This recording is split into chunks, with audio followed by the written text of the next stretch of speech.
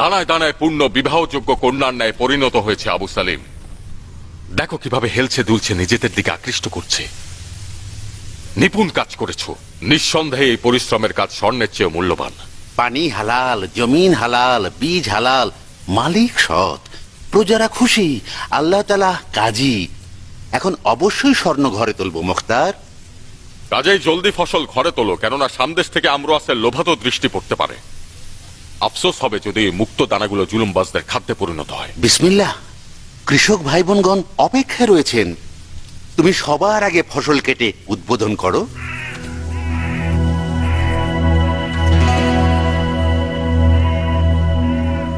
আল্লাহর ইচ্ছায় শুরু করলাম। হে আল্লাহ পাক, তোমার অশেষ শুকরিয়ার নিয়ামতের ফলে জন্ম নেয়া এই মুক্ত দানাগুলো থেকে এক মুঠো পাখিদের জন্য, এক মুঠো বনবাদারের সাপ বিচ্ছুর জন্য, এক মুঠো তৃণভোজী জীবজন্তুর জন্য, এক মুঠো যাযাবর মুসাফিরের জন্য শুভ নিয়তে দান করা হবে। বদনজর আর কৃপণ ধূর্তবাজদের হাত থেকে নাজাতের জন্য। কেননা আল্লাহর রহমতে চিটাহীন পুষ্ট গম উৎপাদিত হয়েছে। এক লোকমা হালাল গম ঘরে তুলবো, যা আমাদের রুটি ও লবণকে হালাল করেছে। এছাড়া গরিব দুস্থ লোকদের জাকাত ফিতরা দেব। অসহায় বৃদ্ধদের প্রয়োজনীয় খাবারও বিতরণ করা হবে। এই স্বর্ণালী শীষগুলোতে অধিক পরিমাণ বরকত দান করুন হে রহমানুর রাহিম, হে আল্লাহ, হে খোদা।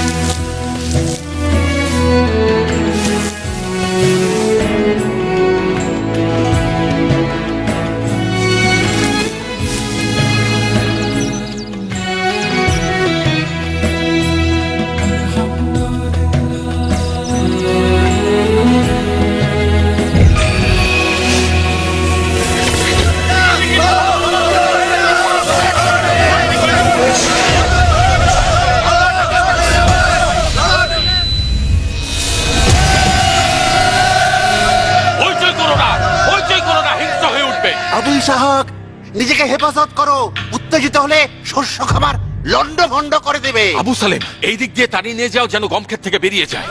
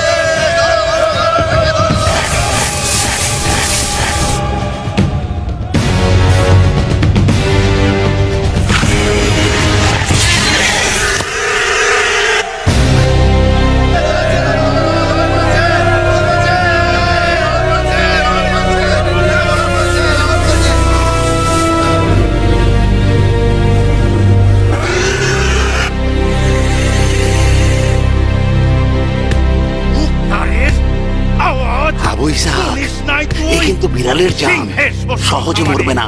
সাবধান সাবধান। করেছিস স্বর্ণের মতো গমের শীষগুলো যদি জানতে আমার মতো বৃদ্ধকে কতটা নাজেহাল করেছে এই জানোয়ার। দেখো, ফাও খেয়ে খেয়ে ফুলে উঠেছে। তোকে টুকরো টুকরো করে মনের ছাল মেটাবো। জেরবি, শুকরটা দুটো তীর দিয়ে শিকার হয়েছে। এই জানোয়ারটার জন্য 2টা তীর কম হয়েছে মুক্তার। 100 তীর দিয়ে এইটাকে মারা উচিত ছিল। কিন্তু আমি একটা বর্ষার বেশি নিক্ষেপ করি নাই। তাহলে তীরটাকে মারলো? গায়েবী তীর মনে হয়।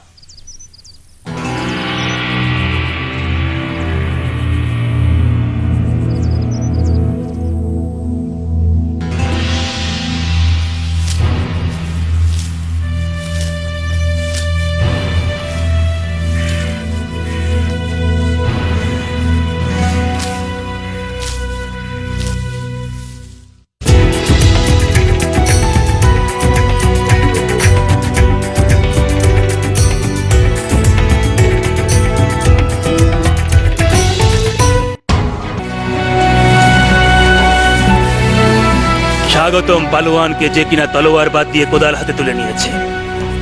তোমরা কেল্লা চাও না কৃষক? কেন? ওই কাকগুলোকে দেখো।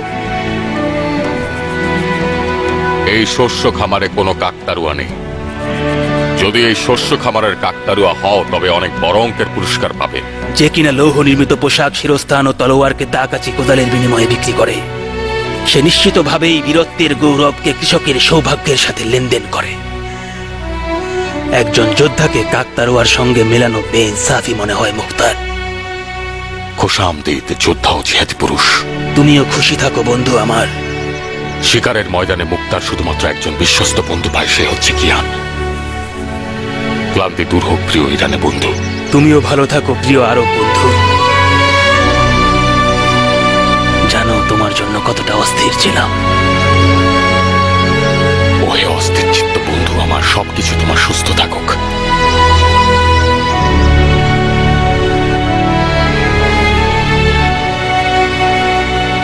এসো এসো, আমাদের এই বছরের ফসল শতভাগ বৃদ্ধি করে দিলে।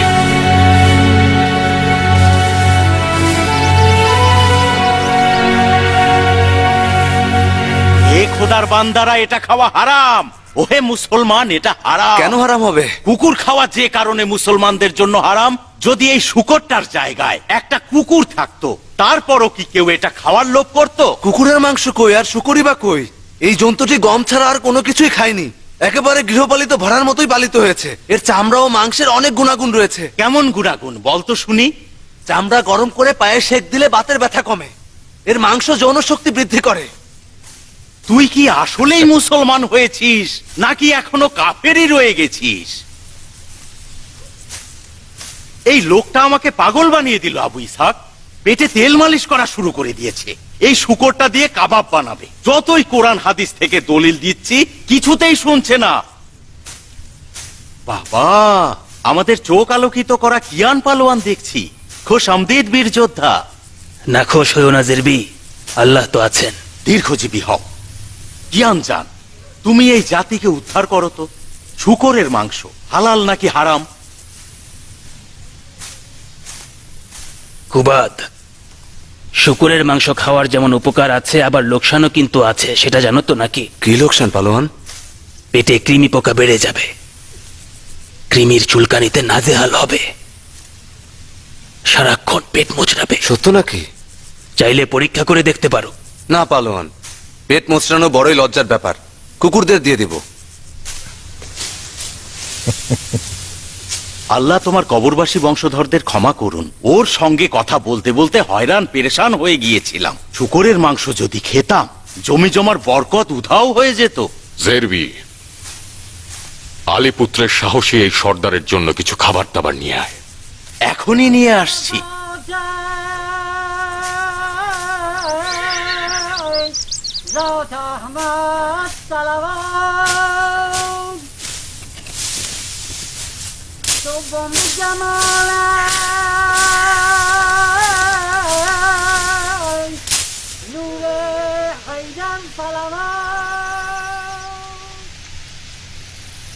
বিসমিল্লাহ। কাবেক পাখির বিরিয়ানি। জানতে চাইলে না কোন জাহান্নাম থেকে আসলাম? জিজ্ঞেস করি নাই, কারণ জানি যুদ্ধের ময়দান থেকে যেখানে বিজয় হয়েছে জনাব মুয়াবিয়া, পরাজিত হযরত ইমাম হাসান। এটুকুই? হ্যাঁ, এটুকুই। আমি তোমার সঙ্গে ভাইয়ের বন্ধনে আবদ্ধ হয়েছি। কুফা থেকে মদিনায় এলাম তোমার কাছাকাছি থাকতে পারবো বলে। খোদার কসম, কুফাবাসীর মাযহাব বিশ্বাস একটা চুলের চাইতেও নড়বড়ে। আজের পক্ষে তো কাল ওর পক্ষে। যেদিন যুদ্ধের লেবাস দেহে জড়ালে আর যুদ্ধের ময়দানে ছুটে গেলে সমস্ত শরীর সেদিন কেঁপে উঠেছিল। ওই দিন তোমার দেহ থেকে মৃত্যুর ঘ্রাণ আসছিল কিয়ান। তোমার অনুপস্থিতিতে 1000 বার দোয়া করতাম যেন তুমি ফিরে আসো। আল্লাহ শুকরিয়া যে তুমি জিন্দা আছো। তুমি কি তোমার ভাইয়ের হৃদয়ের রক্তক্ষরণ দেখতে পাও না? জিজ্ঞেস করবে না ইমাম হাসানকে আমি সেখানে কেমন দেখে আসলাম? তুমি গিয়েছো, দেখেছো, আমি না গিয়েই দেখেছি কিয়ান। দেখনি মুখতার, খোদার কসম হযরত ইমাম হাসানের একাকিত্ব আর অসহায়ত্ব দেখলে না। কুফাবাসী গনিমতের লোভে তার তাবু উপড়ে ফেললো, তার পায়ের নিচ থেকে জায়নামাজ পর্যন্ত লুট করে নিল। কিয়ান, আমি তার পিতা হযরত আলীর অসহায়ত্ব দেখেছি। যখন কুফাবাসী শামশিদারা তার তাবু উপড়ে ফেলেছিল এবং তাকে হত্যা করার ইচ্ছা পোষণ করেছিল। তুমি আমাদের ইরাকি আরবদের চেনো না কিয়ান? হযরত আলীর দুশমনরা জাহেলি কুফাবাসীর উপরে সওয়ার হয়েছে। তারা এই খেলাকে সিফিন পর্যন্ত টেনে নিয়েছিল। ইরাক বিজয়ী হয়েছিল যেদিন আমরো আসপর্শার মাথায় কোরআন ঝুলিয়েছিল। গত রাতে মদিনা শহরে খারেজিদের একজনের খঞ্জরে ইমাম হাসানের পা জখম হয়েছে। মুখতার, খঞ্জরের গায়ে বিষ মেশানো থাকতে পারে। ইমাম হাসান এখন বিপদে রয়েছেন। হে সবুরের মহা অধিপতি, এই বরকতের কসম খেয়ে বলছি, জানতাম শেষ পর্যন্ত এই কুকর্ম কুফার ভণ্ড লস্করদের কাজ। ইমামকে কুফায় নিয়েছো নাকি সাবাত এলাকায় রয়েছে? তিনি নিজে নসিহত করেছিলেন মদিনার শ্বেত প্রাসাদে নিয়ে যাওয়ার। তিনি বলেছিলেন, আমাকে সাঈদ ইবনে মাসুদ সাকাফির নিকট পৌঁছে দাও, যেখানে নিরাপত্তা রয়েছে এবং আমাদের কোনো খেয়ানত করবে না।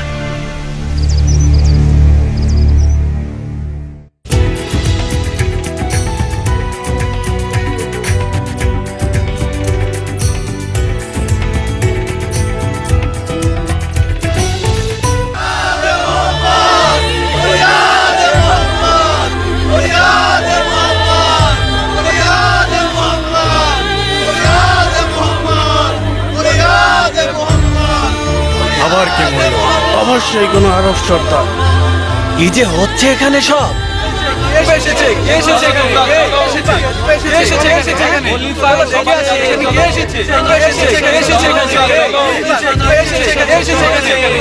ও তো খলিফা।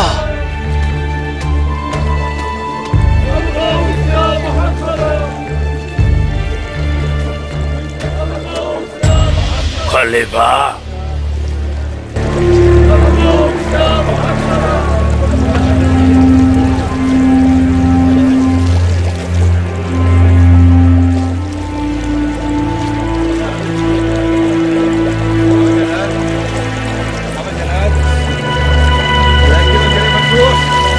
আরবরা খলিফা কতলকে তাদের ঐতিহ্য বানিয়ে ফেলেছে। হত্যার জন্য দারুণ বাহানা তৈরি হয়েছে। ভাই সাহেব,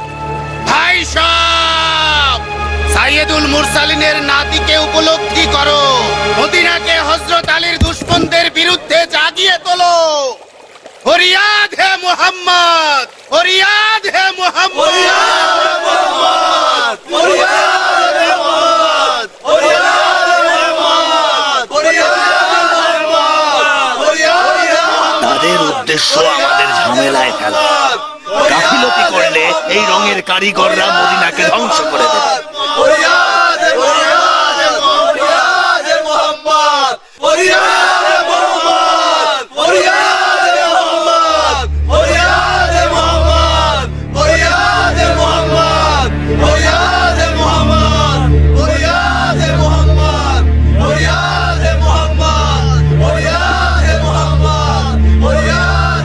হে মুহাম্মদ, ফরিয়াদ হে মুহাম্মদ।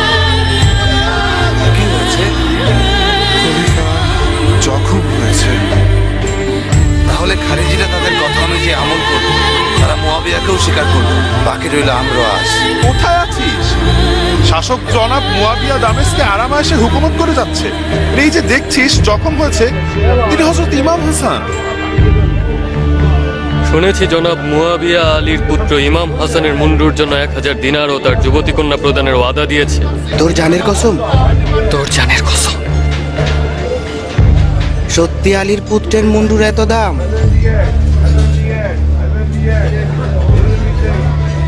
খলিফাকে কেন কুফায় নিয়ে যাওয়া হয়নি? কি জানি ভাই, সম্ভবত মদিনা কুফার চেয়ে বেশি নিরাপদ। যাই হোক না কেন, মদিনায় পারস্যদের গোত্র কুফার চাইতে শতগুণ বেশি।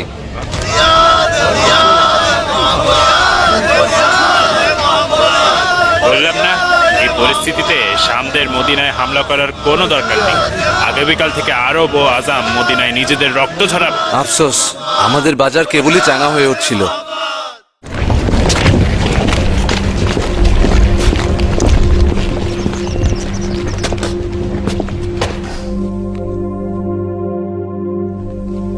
হে জান্নাতের সর্দার সায়েদ, আপনার জন্য কোরবানি হয়ে যাব।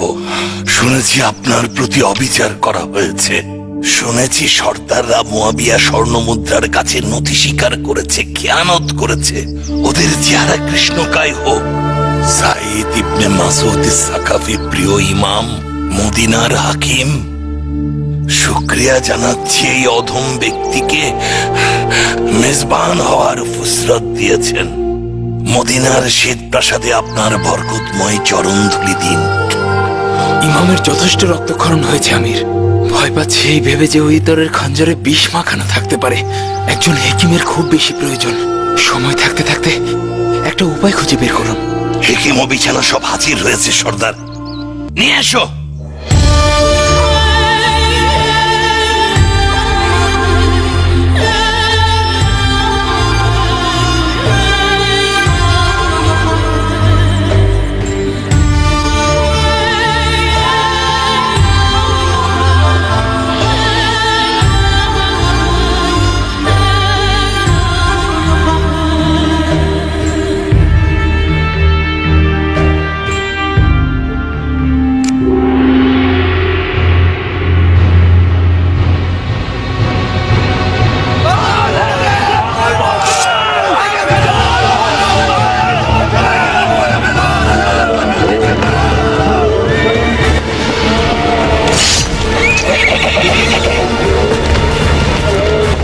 আস্তে কি করছিস না মুসলমান? সংযত হন সর্দার। আপনার এরকম উত্তেজনা প্রকাশ আপনার ক্ষতির কারণ হতে পারে।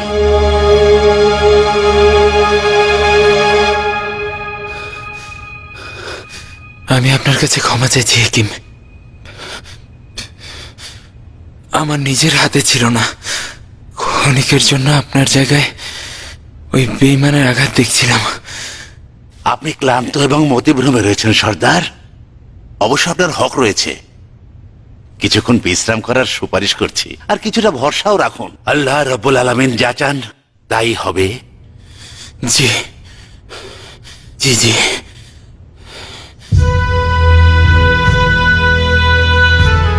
জি জি, অবশ্যই।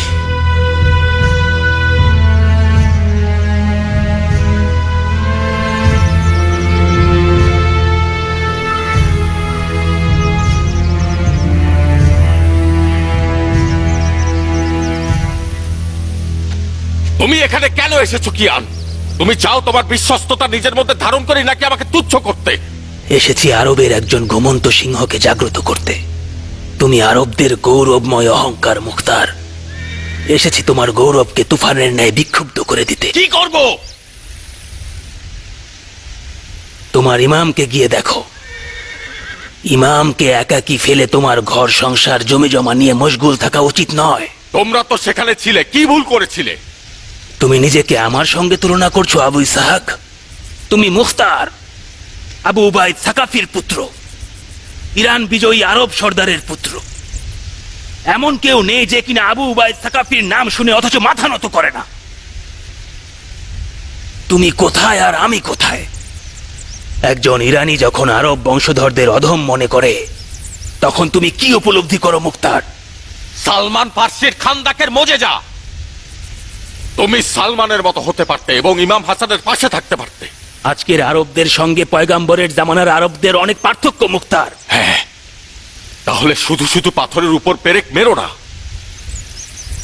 আজকের আরবদের কাছে আবু উবায়েদ সাকাফির নাম ও আওয়াজ অর্থ হচ্ছে এক প্রকারের সাদা খোল। যদি আরো শুনতে চাও, জুলফিকারের মতো হও, খাইবার কি ভেঙে পড়বে? এই জমায়েত নবীজির চাচাতো ভাই এবং তার জামাতার প্রতি রহম করে নাই। সামদেশের স্বর্ণ ও নারীদের কাছে ইরাকিরা নিজেদের দিন ও বিবেক বিকিয়ে দিয়েছে। কুফাবাসী আজ ল্যাংরা ও হাঁপানি রোগে গাধায় রূপান্তর হয়েছে, যাদের কাছে আমাদের উদাহরণ দিয়ে কোনো লাভ নেই, বুঝলে? চলে যাও কিয়ান, চলে যাও। আমি অনুর্বর যুদ্ধক্ষেত্রের চাইতে খাবার নিয়ে থাকা উত্তম মনে করি। কিয়ান, আমরা আগেও এই বিষয় নিয়ে কথা বলেছি। নিজেদের মধ্যে কোনো চুক্তি করি নাই। বন্ধুত্ব বন্ধুত্বের জায়গায়, যার যার রাস্তা তার তার নিজের। মুখতার, বিশ্বস্ত দুশ্মন অবিশ্বস্ত বন্ধুর চাইতে উত্তম। দুশ্মনের তীর দেহে আঘাত করে, কিন্তু বন্ধুর কথা আত্মায়।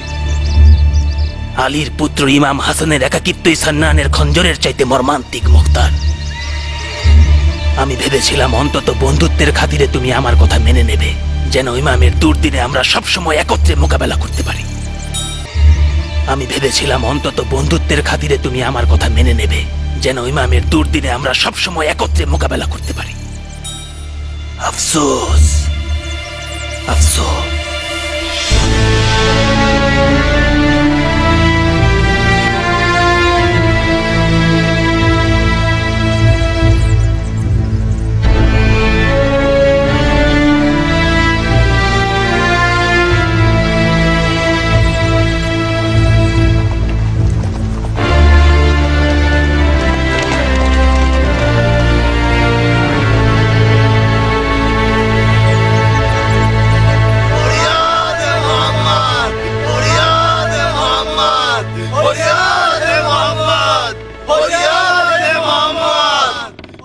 ফরিয়াদ হে মোহাম্মদ, ফরিয়াদ হে মোহাম্মদ। ভাইরা আমার, ভাইরা আমার, কোথায় দন্ত শহীদ হওয়া প্রিয় নবী মুস্তাফা? কোথায় আমাদের কাছ থেকে বিচ্ছেদ হওয়া মুর্তজা? কোথায় উত্তম মাতা খাইরুন নেসার সন্তান? সৌভাগ্য ছিন্ন ভিন্ন করো, নিরাপত্তা ভেঙে ফেলো, রক্ত ছড়াও, সবাই মাটিতে মাথা আছড়ে ফেলো, কাঁদো প্রিয় আওলাদের জন্য। ফরিয়াদ হে মোহাম্মদ, ফরিয়াদ হে মোহাম্মদ।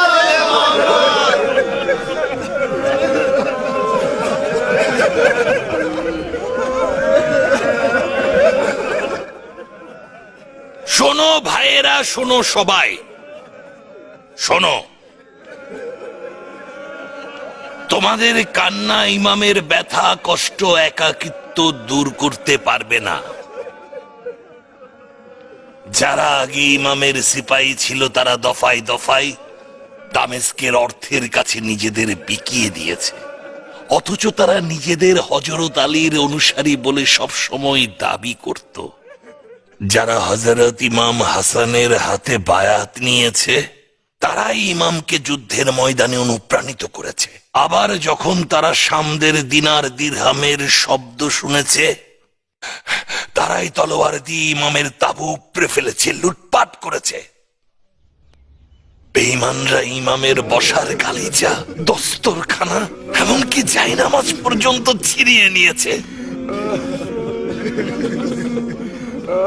এগুলোই অর্থের লোভ ছাড়া আর কিছুই নয়। এটাই ইসরায়েলের হেকায়াত আর সামেরি জাতির ইতিহাস। এরাই হাদিসে বর্ণিত সেই লোক যে উম্মতকেই ফিতনা করতে দেখবে। জানবে তারা সেই উম্মত যারা সম্পদের জন্য ফিতনা করে। ইমামের উপর দিয়ে যে ঝড় গিয়েছে তার জন্য কিয়ামতের দিন এই পাপীগুলোর কঠিন শাস্তি হবে। এই বদনাম আর অবিশ্বস্ততাই শুধু বিপদ নয়। গত রাতে মাদায়েনের সাবাত এলাকায় এক নালায়েক বদতমিজ খারেজি ইমামের পায়ে খঞ্জর মেরেছে। মাদায়েন এখন পায়ে জখম হওয়া প্রিয় নবী মোস্তফার বংশের বাগানের মেজবান। এমন কোন কাজ করো না যার ফলে কুফাবাসীর বদনাম লজ্জা সব আমাদের মাদায়েনবাসীর ঘাড়ে এসে পড়ে। জাহেলিপনার পায়ে লাগাম ধরো, নিজেদের ক্রোধ নিয়ন্ত্রণ করো, যাতে নিজেদের জ্ঞান আর বুদ্ধি দিয়ে এ বিপদ মোকাবেলা করতে পারি। স্বামীদের প্রতারণা, মুয়াবিয়ার সিপাহীদের কাপুরুষতা আর আমর ও আসের লেবাস পরিবর্তন করে তোমাদের মধ্যে ঝগড়া সৃষ্টি করবে, আরো বিরান ঝগড়া সৃষ্টি করবে। বুঝেছো তোমরা? মাদায়েনকে ইমাম হাসানের জন্য অনিরাপদ করে তুলবে। সতর্ক থেকো যেন তোমরা ধোঁকা না খাও। ভাইরা আমার, এই জনাব আবু তোরাবের সঙ্গে সম্পর্কিত শাসক, যিনি ইমাম হাসানের মাধ্যমে নিজের মাকামে পৌঁছেছেন। ইনি মাদায়েনবাসীর ভালোর জন্য নবী মোহাম্মদের মহান সাহাবী হযরত সালমান ফার্সির সুগন্ধি ছড়িয়ে বেড়াচ্ছেন। অতএব উচিত হচ্ছে জান ও দিল দিয়ে শোনো। জনাব হেকিম, আমরা নিজেদের জান বাজি রাখতে চাই, বলুন কি করতে হবে? জমায়েত হওয়ার ব্যাপারে বিশেষত হুকুমতের স্বার্থে নিজেদের সংযত রাখা উচিত। এটা প্রতিনিধিদের কাছে নিরাপত্তার সঙ্গে জড়িত আছে। আহাজারি ও রোনাজারির পরিবর্তে দোয়া করুন। অধৈর্যের বদলে অপেক্ষা করা উচিত, কেননা আল্লাহ তাআলা ধৈর্যশীলদের সঙ্গে আছেন। ভাইরা আমার, দোয়া দোয়া। ইয়া নবী সালাম আলাইকা, ইয়া রাসূল সালাম।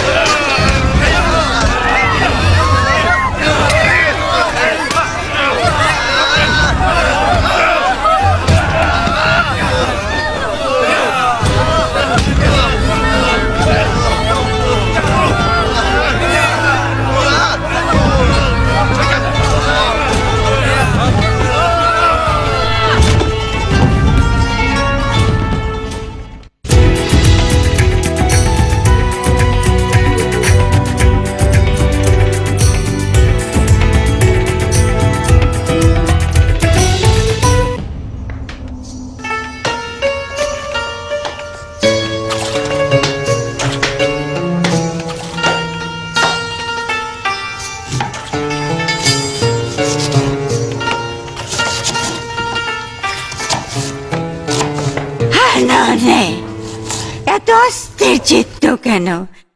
তাড়াহুড়া আছে নাকি? দিলে ভরে ঝড় হয়ে যাচ্ছে সালিমে, শেরকার রসুনের মতো টকবক করে ফুটছে। দিল যখন এত ধরপড় করছে, চুকচুক করছে, নিঃসন্দেহে গর্ভবতী। ওমরকে নিকা করলি নাকি? বুড়ো বয়সে মাথা খেয়েছিস? ওমর আমার দুগ্ধ পান করেছে, আমার জন্য সে হারাম।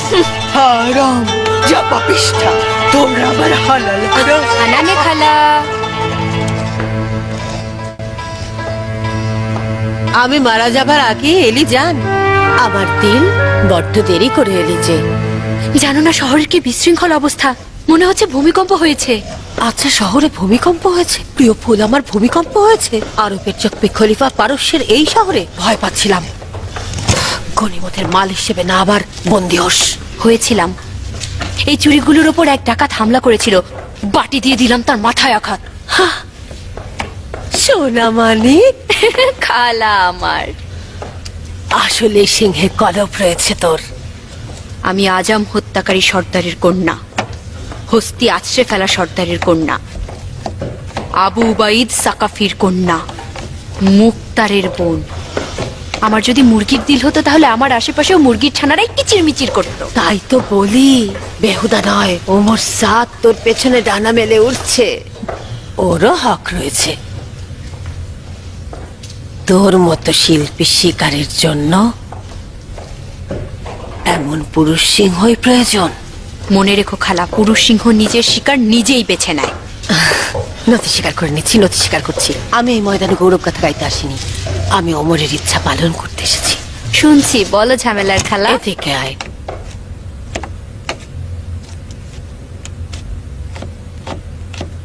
হাসান ইবনে আলীর মুন্ডু পারে তোর ও ওমরের দুজনের ইচ্ছে পূরণ করতে জারিয়ে যান।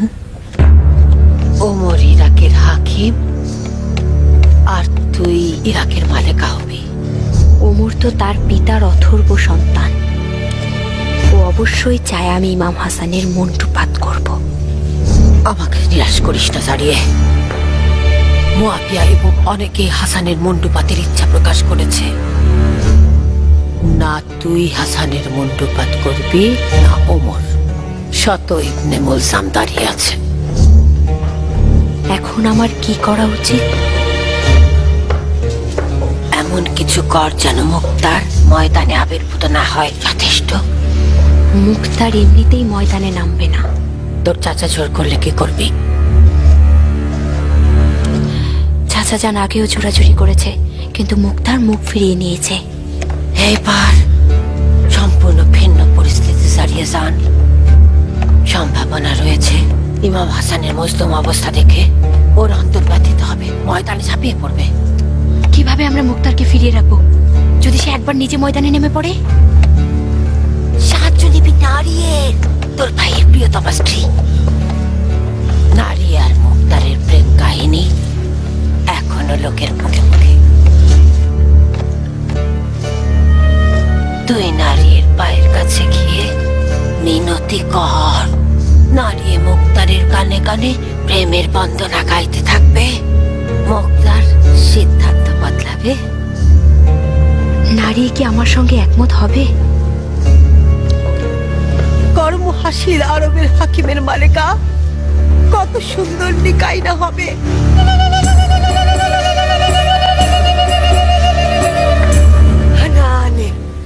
কাটা ছেঁড়া করলি, সেলাই করলি, নিকাও দিয়ে দিলি, মুবারক জানাই তোকে। তাহলে আমাদের মিষ্টি গো। এই বজ্জাতপুরি, তোমার কান ভোতা জবানের চাইতো এত বেশি তীক্ষ্ণ কেন? নিকা ছাড়া আরো কিছু শুনো নাই তো? তওবা, আমার কান পোকায় খেয়ে ফেলু। আমি নিকা ছাড়া কিছুই শুনি নাই। মিষ্টি দাও। ধরো। সালিমে, আমার বিশ্বাস তুমি নিকা ছাড়া কিছুই শোনোনি। দেখো, যদি কোন রকম আজগুবি গল্প মানুষকে বলে বেড়াও, ওমর তোমার কান ও জিব্বা ছিঁড়ে কুকুরকে খাওয়াবে।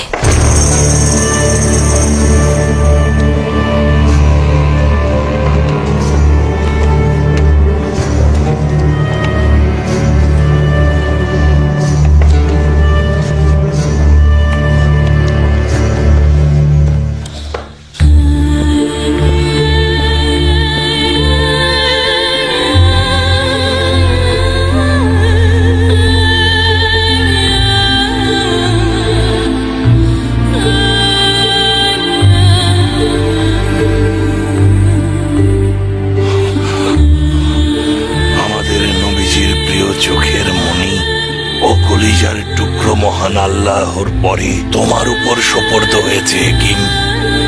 যত দ্রুত সম্ভব সুস্থ করো। হে খোদা, প্রিয় পয়গম্বরের কাছে আমাদের লজ্জিত করো না। এলাহি আমিন। তিনি আমাদের এই অঞ্চলের একজন স্বনামধন্য দায়িত্বশীল হেকিম সর্দার। মুজে যা জানেন, তার হাতে জাদু রয়েছে। তিনি দৃঢ় মনোবলের অধিকারী। গোস্তাকি মাফ করবেন আমির, লোকমুখে একটি প্রবাদ চালু রয়েছে যে শামের হুকুমতকারীর নিকট এমন মধু রয়েছে যার মধ্যে বিষ মেশানো থাকতে পারে, যা শরীরে প্রবেশ করলে নিশ্চিত মৃত্যু ডেকে আনে। এই বিষ দ্বারা মালেক আশতারকে কতল করা হয়েছিল। ইমাম আপনার সততা ও ব্যক্তিত্ব সম্পর্কে অতি উচ্চ ধারণা পোষণ করেন। তার মুখেই শুনেছি আপনি দামেস্কের কোনো প্ররোচনাতে প্রভাবিত হবেন না। আমার সন্দেহ শুধু চারপাশের লোকজনদের নিয়ে। মুয়াবিয়া ইমামের মস্তকের জন্য 1000 দিনার এবং তার একজন কন্যা দেয়ার ওয়াদা করেছে। ভয় পাচ্ছি আমির খোদা না করুক দামেস্কের শাসক মুয়াবিয়ার ওয়াদার লোভ হয়তো এই অঞ্চলেও ছড়িয়ে পড়বে। তা যেন না হয়। হয়তো ইমামের জখমিতে কোনো বিষ প্রয়োগ করে ওরা ইমামকে হত্যা করে ফেলতে চাইছে। তোমার অধিকার রয়েছে। ইমাম গত 2 মাসে নিজের সঙ্গী ও ঘনিষ্ঠ সহচরদের দ্বারা যথেষ্ট আঘাত সহ্য করেছে। সে একজন বিশ্বস্ত হেকিম সর্দার, চিন্তা করো না। ইমামের প্রতি মুহূর্তের খাবার আমি খেয়ে দেখব, যেন তোমার মনে ভয় প্রবেশ না করে। ভেবো না, শহরের প্রতিরক্ষা ভাতিজা মুক্তারের নিকট অর্পণ করব, যেন সব দিক থেকে নিরাপদ থাকা যায়।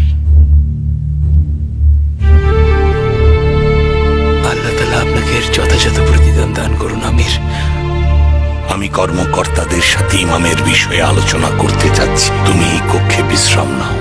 শর্ত হচ্ছে আমার কাজে যেন বাধা না দেয়। কিছু ঘটেছে? একবার আমার মতিভ্রম হয়েছিল। হেকিমকে আঘাতকারী হিসেবে কল্পনা করেছিলাম। তাহলে তোমার এই অবস্থায় তোমাকে দেখাশোনার জন্য রাখতে হবে সর্দার। আমার জন্য চিন্তা করবেন না আমির। কিছুটা বিশ্রাম নিলে নিজেকে নিয়ন্ত্রণ করতে পারবো। এই মতিভ্রম আর হবে না। উফ উফ উফ, আজব জ্বর দেখছি। তোমার পুরো শরীর আগুনের মতো জ্বলছে সর্দার। আমি জ্বলে পুড়ে ছারখার হচ্ছি। এত সব কাপুরুষের মাঝে আমিও কাপুরুষ।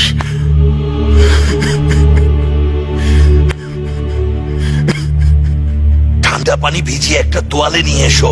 জলদি ওকে বিছানায় নিয়ে চলো। ও শরীর থেকে যুদ্ধের পোশাক খুলে ফেলো। উষ্ণ পানিতে শরীরে মুছে দাও।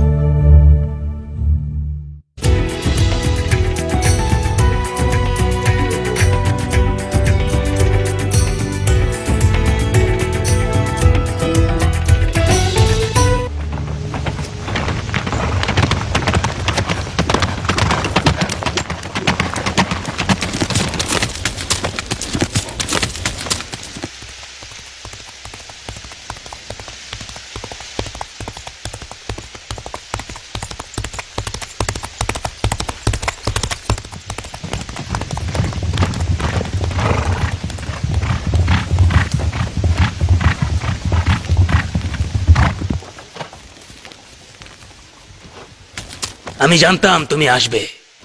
এসেছি, কিন্তু শামশির ছাড়া। তোমার তলোয়ার কার সঙ্গে শান্তি চুক্তি করলো মুক্তার? যখন তোমার মতো কেউ থাকে তখন বিবেকের বদলে তার জান দিয়ে ফরমান শুনতে হয়। শামশির আমার কাছে গিলাফে ঢুকিয়ে রাখার মতোই। অনেক বদলে গেছো তুমি আবু ইসহাক। অনেক বেশি বিবেকবান হয়েছি। এখন থেকে দিলের পরিবর্তে ছাড়পোকার ন্যায় কাজ করব। কুদরতের আদব কায়দার সাধারণ আদব কায়দার মধ্যে ব্যাপক পার্থক্য রয়েছে সর্দার। যেসব সেনাপতি কোনো আকপিছ না ভেবে যুদ্ধের ময়দানে যায়, তারা নিজেদেরও লস্করদের রক্ত বৃথা করে দেয়। যদি ভুল না করি তুমি খারাপ কিছু দ্বারা প্রভাবিত হয়েছো।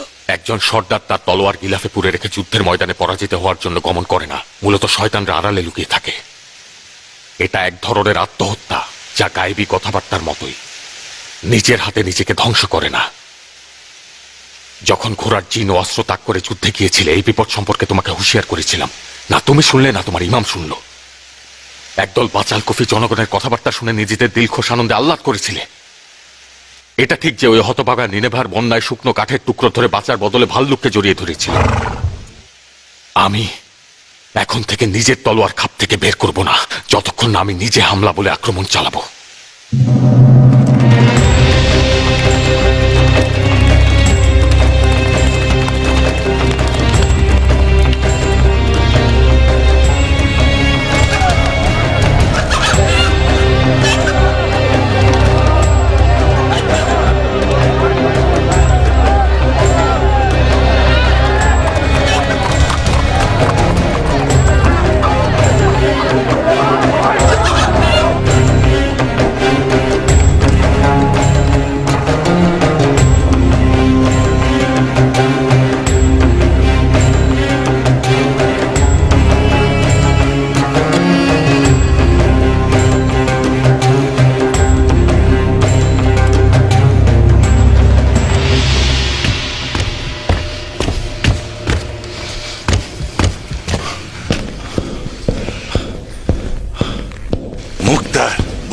যাচ্ছিস তুই কোথায়?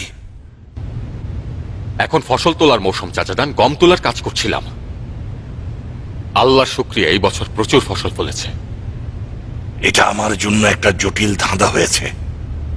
এই দিন বিক্রেতাদের বিশৃঙ্খল বাজারে, যেখানে হযরত আলীর অনুসারীরা জীবন মরণের মাঝখানে দাঁড়িয়ে, আর মুক্তার তুই কিনা মেতে আছিস নিজের জমি জমা নিয়ে।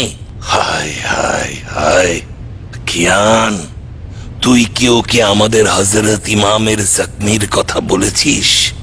জি আমির, আশা করি গমে পরিপূর্ণ জমির কথা ভুলে গিয়ে সে এদিকে মনোযোগ দিবে। ইমামের এখন কি অবস্থা আমির? ক্ষত খুবই গভীর কিয়ান। ইমামের উরুর হাড় পর্যন্ত আঘাত পৌঁছে গিয়েছে। আল্লাহর শুকরিয়া, খঞ্জরের মধ্যে বিষ ছিল না। চাচাজান, বেয়াদবি মাফ করবেন। আমার সঙ্গে এমন ভাবে কথা বলছেন যেন আমি কবিরা গুনাহ করে ফেলেছি। হালাল রুটি রুজি খোঁজার পথে জিহাদের চাইতে কোনো অংশেই কম নয়, এবং আল্লাহর কাছে শুকরিয়া আদায় করছি। আল্লাহর কাছে অসংখ্য শুকরিয়া করি যে আমি এইসব ভণ্ড মুজাহিদদের সঙ্গে যুদ্ধের ময়দানে যাইনি এবং যাবও না কখনো। হালাল ফসল তালাশ করা অবশ্যই এক ধরনের জিহাদ, কিন্তু সেটা এখন সময় নয়, যখন তোর দিনের মূল শিকড় উপড়ে ফেলার উপক্রম হয়েছে। তুই কি জানিস মুক্তার, ইমাম কেন এই শ্বেত প্রাসাদে এসেছেন? হ্যাঁ জানি। কেন এসেছে? আপনার প্রতি বিশ্বাসের দলিলের কারণে। মারহাবা। এটা কি আমাদের জন্য সম্মানের নয়? ইমামের আত্মিক ও দৈহিক জখমের কথা বিবেচনা করেও তিনি আমাদের প্রতি বিশ্বাস স্থাপন করেছেন এবং আমাদের কাছে আশ্রয় নিয়েছেন, আর বর্তমানে আমরাও নবীজির বংশধরের অংশ। আফসোস হবে না যদি এই যুদ্ধ নিজেদের আত্মীয়কে ফেলে রেখে আমরা নিজেদের স্বার্থের জন্য জমিন ও ফসল ফলানোর বাহানা তৈরি করি। আমার সাহায্য করার মতো কিছু আছে? দুশ্মন থেকে দূরে থাকিস না, ময়দানে নেমে পড়, যুদ্ধের পোশাক পরিধান কর, তোর তলোয়ারের থাবা বসিয়ে দে, চাচার সঙ্গে কাঁধ মেলা, যেন একত্রে খোদার রহমতে শয়তানদের বিরুদ্ধে রুখে দাঁড়াতে পারি। বর্তমানে জাহিলিয়াত দুশ্মনদের বাড়াবাড়ি এমন পর্যায়ে পৌঁছেছে যে তলোয়ার দিয়ে এদের দমন করবো এমন কোনো ক্ষমতা আমার নেই। নিজেই আমাদের নিকট বন্ধুত্বের হাত প্রসারিত করেছে। তার মানে আবারও জিহাদের আদেশ থেকে মুখ ফিরিয়ে নিতে চাইছিস? আর এটা ওই সময় যখন ইমাম নিজেই আমাদের নিকট বন্ধুত্বের হাত প্রসারিত করেছেন। চাচাজান, আমি 13 বছরের বালক ছিলাম যখন আমার পিতা কতল হয়। আপনি আমার অভিভাবকত্ব গ্রহণ করেছিলেন, অতএব পিতার অধিকার রয়েছে। আদব কায়দা আমাকে বলে যে আপনি যা ফরমান দিবেন আমার উচিত শ্রবণ করা ও পালন করা। কিন্তু আমি আশাবাদী আপনি আমার সঙ্গে বুঝদারের মতো দলিল নিয়ে কথা বলবেন। আমি 40 বছরের একজন পুরুষ, যে বালক বয়সে তলোয়ারের দ্বারা বাইয়াত গ্রহণ করেছে। তার জন্য যুদ্ধের ময়দান ত্যাগ করা লজ্জার ব্যাপার, কিন্তু যুদ্ধেরও কিছু নিয়ম নীতি রয়েছে। পাল্লা পরিমাণ স্বর্ণ অর্থাৎ বেশি শক্তি দ্বারা নয়। গোমরাহ কারিগণ আজ স্বর্ণের অধিকারে চাচাজান।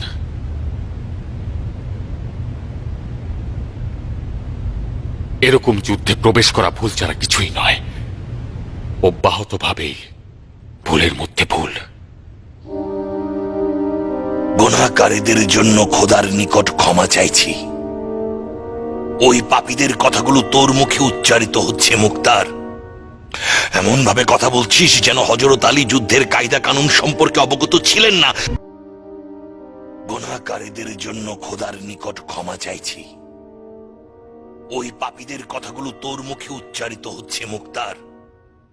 এমন ভাবে কথা বলছিস যেন হযরত আলী যুদ্ধের কায়দা কানুন সম্পর্কে অবগত ছিলেন না এবং দুশ্মনদের তোর মতো চিনতে সক্ষম হয়নি। তিনি অদৃষ্টের লীলা খেলায় নিজের জান বিলিয়ে দিয়েছেন, যেমন ভাবে আলী সিফিনের যুদ্ধে অদৃষ্টের খেলায় জয়ী হওয়ার যুদ্ধে থমকে গিয়েছিলেন। ইমাম নিজের একাকিত্ব, পরাজয়, হতাশাকে সঙ্গী করে এই আমাদের মতো মানুষের কাছে এসে পৌঁছেছেন। খোদার কসম, ঘরের কোণে বসে থাকার জন্য দুনিয়ার লোভে বাহানা করছিস? বুদ্ধি ও বিচক্ষণতা দিয়ে ইমামকে সন্দেহ করা কি ঠিক হচ্ছে? হে খোদা, এই সন্দেহ পোষণ এ কি হেদায়েত নাকি শুধুই গরিমা দেখানো? আমি তো তোকে এক লোকমা খাবারও হারাম খাওয়াইনি, তাহলে কেন আমার বয়সের বৃক্ষ এই তিক্ত ফল ধারণ করলো? তিক্ত ফল বিষ মাখানো ফলের চাইতে উত্তম। আমি আমার আকীদা সহজভাবে প্রকাশ করেছি। আপনার বুঝতে সমস্যা হচ্ছে। আমাকে ছলাকলা শেখাননি, আমি কি করব? কি করব চাচা যান? নিজের জান ও দিল দিয়ে সাহায্য করতে রাজি আছিস? যদি এরকম না হতো এই শ্বেত প্রাসাদেই আসতাম না। বলুন আমার জন্য কি ফরমান রয়েছে? মুয়াবিয়া ইমামের মাথার জন্য 1000 শামের দিনার ও তার কন্যাকে দান করার ওয়াদা করেছে। জানিস এর মানে কি হতে পারে?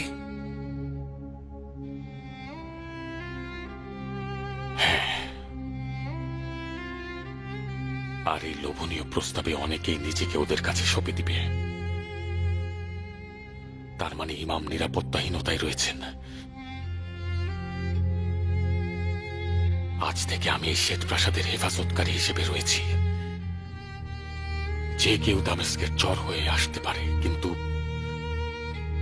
কিভাবে দুশ্মনদের ভিড়ে ইমামের জানের নিরাপত্তা বিধান করতে পারবেন আপনি? আমাদের কাঁধে কঠিন দায়িত্ব রয়েছে। একসাথে থাকলে আমাদের দুর্বল করা সহজ হবে না। আমি তোর থেকে বিশ্বস্ত কাউকে চিনি না। তুই এমন কিছু কর যেন আখিরাতে হযরতের নিকট লজ্জিত হতে না হয়।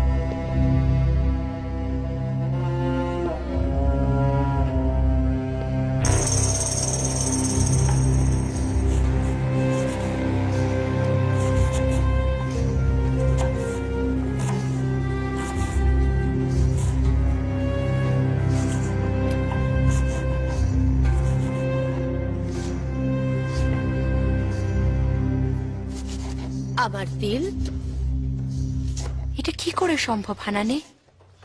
মুক্তার এমন কিছু করতে চাইছে যেখানে একটা হাতিও প্রবেশ করতে পারবে না। তাহলে কি প্রেমের ফলাফল বরবাদ হয়ে গেল? প্রেম একমাত্র শিল্প যা তারা মুক্তারের মতো আসমানের সিংহকে জমিনে বন্দি রাখা যায়। নারীর চোখের জাদু ওর সবকিছু শেষ করে দিচ্ছে না তো? নারী শিল্পহীন নারী নয় জারিয়ে, ওর প্রহরীও কম ছিল না। একজন আমি নিজেই, এখনো প্রতিনিয়ত তারই সারা গুণে আমি জ্বলে পড়ে মরছি। সত্যি তুমিও মুক্তারের আশিক ছিলে খালা? মুক্তারের মতো সাহসী বীর, আরবের কালো টলমল চোখের অধিকারী লস্কর কন্যাদের স্বপ্নের পুরুষ। যাও দাঁড়িয়ে, সময় খুব কম। দাঁড়িয়েকে বলো মুক্তারের পায়ে বেরি পড়াতে না পারলে সে তাকে হারিয়ে ফেলবে।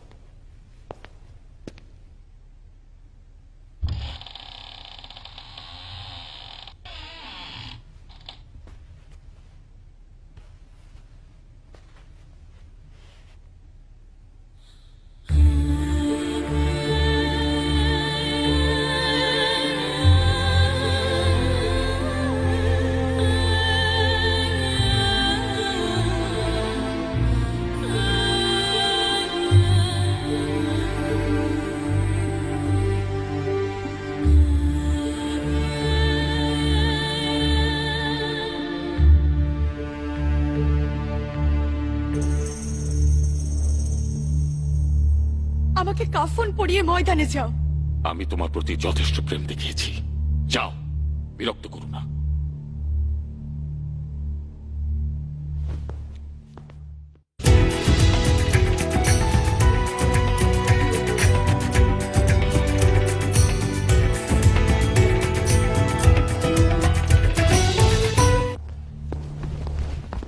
কি হয়েছে নারিয়ে? তুই তো দরজার ওপাশ থেকে সবই শুনলি কুটনি, নিজ কানে তো শুনলি। তার প্রেম এখন যুদ্ধের ময়দানে। ছি, তোর কবরবাসীর উপরে থুথু নাড়িয়ে। পিতা আমার কবরেও যেন পয়গম্বরের ক্রোধের শিকার না হন। কেন কবরের কথা বলছিস নারিয়ে? কবরের কথা বলছি না জড়িয়ে, দিল আমার রক্তাক্ত। আমি যদি সামার ইবনে জন্দবের কন্যা না হতাম, তীক্ষ্ণ চোখ দ্বারা মুখতারের জবান টেনে ছিঁড়ে ফেলতাম। তুই তো এখনো পারিস। হবে না জারিয়ে, তোর চাচা যান এসে যখন প্ররোচনা দেবে, ঠিকই সে ময়দানে যাবে।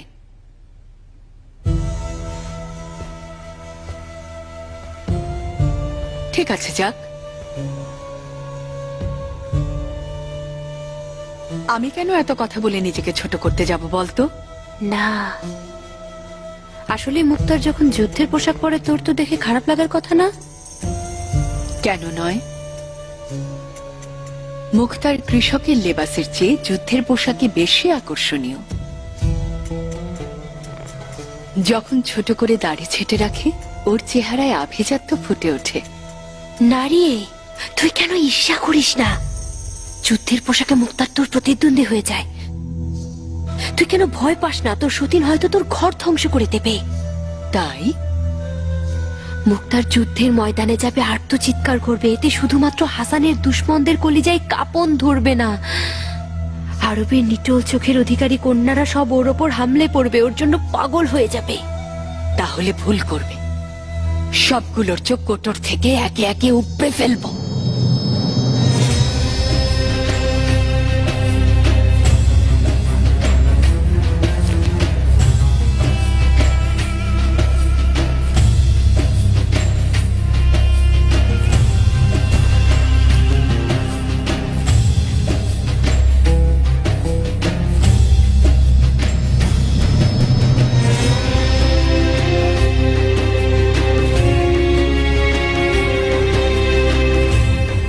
জানো, ইরানি রূপকথায় রুস্তম নামে এক পালোয়ান রয়েছে মুখতার, যে কিনা সমস্ত ভয়ঙ্কর জিন দৈত্যদের ধ্বংস করে দিত। উদ্দেশ্য কি? তোমাকে রুস্তমের মতোই লাগছে। ময়দানের কঠিন কঠিন সব যুদ্ধে বিজয়ী এক বীর পালোয়ান।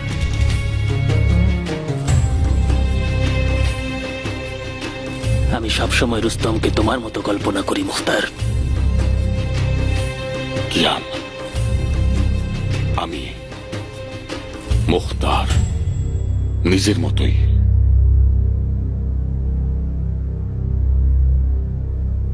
যদি স্বয়ং রুস্তম এখানে আসতো, এই কাপুরুষ পাচালদের মাঝে দিশেহারা হয়ে যেত। পরিস্থিতি যা ভেবেছিলাম তার চাইতেও ভয়ঙ্কর মনে হচ্ছে। এক হাত দিয়ে তোমাকে বুকে টেনে নেবে আর অন্য হাতে খঞ্জর মারবে। এবার শাসক মুয়াবিয়া তার কন্যাকে যৌতুক হিসাবে দেয়ার প্রতিজ্ঞা করেছে।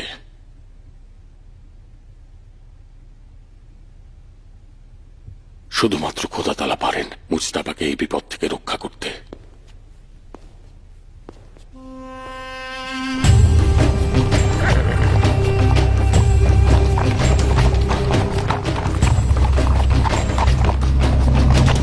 জনগণ, বিজ্ঞ বিচারকের হুকুম অনুযায়ী বীর পালোয়ান মুখতার শহরের হেফাজতে রয়েছে। কাফরবান, বেয়াদব, অনিষ্টকারী দুই পক্ষ আরব ও আজমের মধ্যে যুদ্ধ এক ধরনের প্রতারণা। এটি দুশ্মনের এক ধরনের গভীর ষড়যন্ত্র। তামার ঢালগুলো মক্কার, বর্ষা ফলকগুলো হিন্দুস্তানের, যুদ্ধ পোশাক দাউদের। শামসি বাহিদের সম্পর্কে যা কিছু শুনেছো অনেক কম শুনেছো। আমি দেখেছি কি বীর যোদ্ধা রে বাবা। আমি এখনো পর্যন্ত এত শক্তিশালী যোদ্ধা দেখি নাই। খোদার কুদরত নিয়ে লড়াই করে, তার গর্দান মনে হয় ষাঁড়ের মতো, ঘোড়ার মতো রান ও কোমর, বাহুগুলো গাধার সামনের দুই পায়ের মতো বেশ বড়সড় ও শক্তিশালী। কোমল ও শান্ত চোখ, বিশাল দৈত্যাকার চোখ। আমার চোখ যখন ওই দৈত্যের চোখে পড়ল, আমি তখন কলেমা শাহাদাত পড়তে লাগলাম, ঠোঁটে বীর করে মাফ চাইতে লাগলাম। বুঝে ফেললো আমি ইরাকি।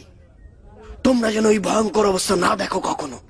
ওরা সবাই আমাকে পা বেঁধে ঝুলিয়ে পেটাতে লাগলো, আঘাতের পর আঘাত। কোথা থেকে বুঝলো যে তুমি ইরাকি? কোথা থেকে? আমার বাচন ভঙ্গিতে। আমাদের ইরাকিদের চালচলনের সঙ্গে স্বামীদের চালচলনের অনেক পার্থক্য রয়েছে। তাদের ওই হাড়ি থেকে যেন হেফাজতে থাকি। এ যেন কৃষ্ণকায় বালা মুসিবত। হে খোদা, মুসলমানদের যেন শুনতে না হয় এ কথা। একই মায়ের দুগ্ধ পানকারী কেউ গর্ভবতী হয়নি। শামের লস্করদের ভয় বিবেক বুদ্ধি সব গেছে। হাড়িগুলোর সঙ্গে গর্ভবতী নারীর কি সম্পর্ক? এই যে কোনো মুসলমান বাচ্চা হত্যার কারণ হতে চাই না আমি। যদি গর্ভবতী নারী শোনে যে সামদের হাড়ির মধ্যে কি দেখে এসেছি আমি, ভয়ে বাচ্চা প্রসব করে দেবে মুসলমান। তোমার এই ভয়ঙ্কর কথা আমাদের ভয় পাইয়ে দিচ্ছে। এখন বলো, কি এমন জিনিস দেখেছো হাড়িগুলোর মধ্যে? বিছাগুলো সব বিশাল আকার, হাড়ির মধ্যে রেখে 1000 উটের উপর বোঝাই করেছে, যেগুলো সব ওদের পোষ মানানো বিছা। কামানের গোলা ফেলার বদলে ওগুলোকে বাড়িগুলোতে নিক্ষেপ করা হবে।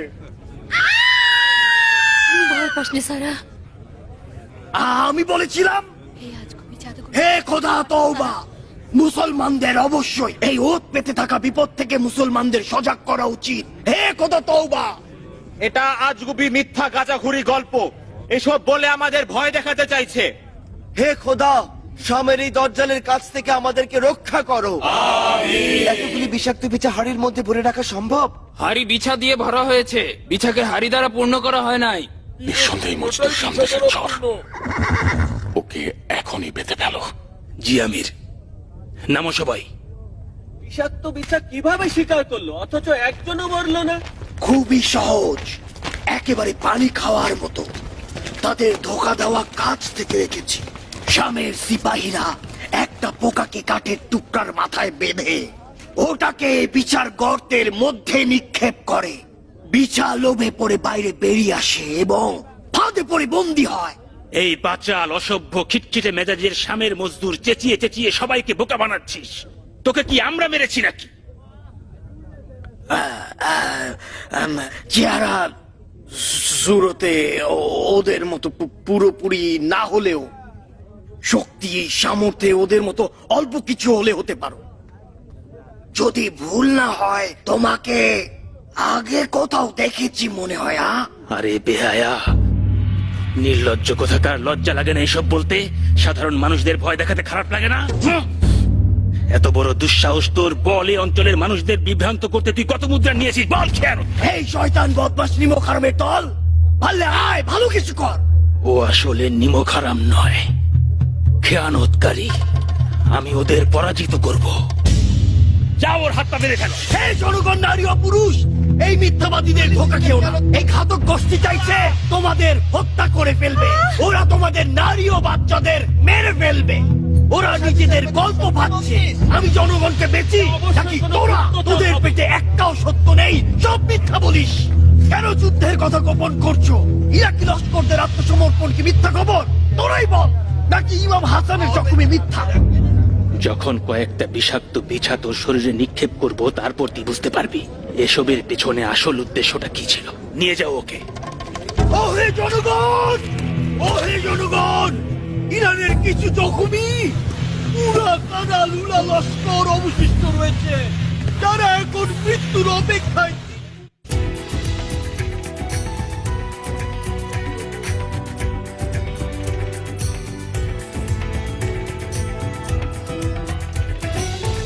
ভাই ও বোনেরা, সামদের নতুন ধাপ্পাবাজির কথা তো তোমরা এই মাত্র শুনলে।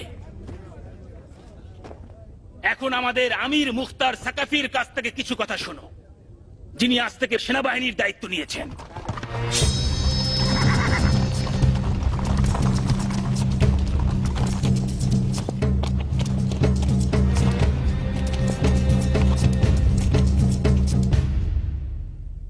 ভেবেছিলাম মুয়াবিয়া ইরাকের দিনদার শক্তিশালী যোদ্ধাদের জন্য স্বর্ণ মুদ্রা উজাড় করে দেবে, কিন্তু এই পাগলের প্রলাপ সেই ধারণাকে ভুল প্রমাণ করে। হাড়ি ভর্তি বিষাক্ত বিছা। এ তো সেই সিফিন যুদ্ধের মতো প্রতারণা, যারা বর্ষা ফলকে ঝুলিয়ে রেখেছিল কোরআন শরীফকে। পরিস্থিতি হচ্ছে ইরাকি আরবরা সব সময় যুদ্ধের ময়দানে দুশমনদের বিরুদ্ধে লড়াই করছিল এবং করবে। সামরা যদি প্রকৃত যোদ্ধাই হতো, কাপুরুষের মতো হাস্যকর বিচার গল্প ভাবত না।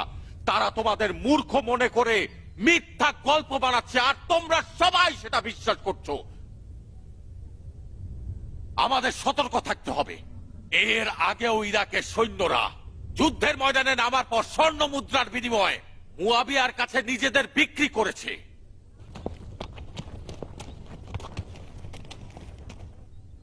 শোনো জনগণ, মুজতাবা জখম হয়েছে,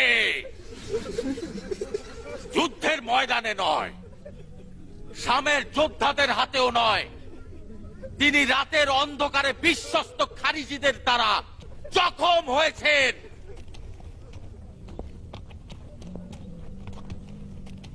আজ আমাদের শহর পয়গম্বরের নাতি অতিথি হয়েছেন। আল্লাহ শুকরিয়া, জখম এখন ভালো হওয়ার পথে। খুব তাড়াতাড়ি ভালো হয়ে উঠলে এর দাঁত ভাঙা জবাব দেওয়া হবে, মুয়াবিয়াকে ছাড় দেওয়া হবে না। কিন্তু আমি মুক্তার সাকাফি আজ থেকে শহরের দায়িত্ব নিলাম। খেয়ানতকারীদের বা সন্দেহজনক যে কোনো শব্দ শুনলেই দমন করব। এই শহর আপনাদের শহরকে আল্লাহর সাহায্যে শামের সকল প্রকার ষড়যন্ত্র থেকে পাক পবিত্র রাখবো।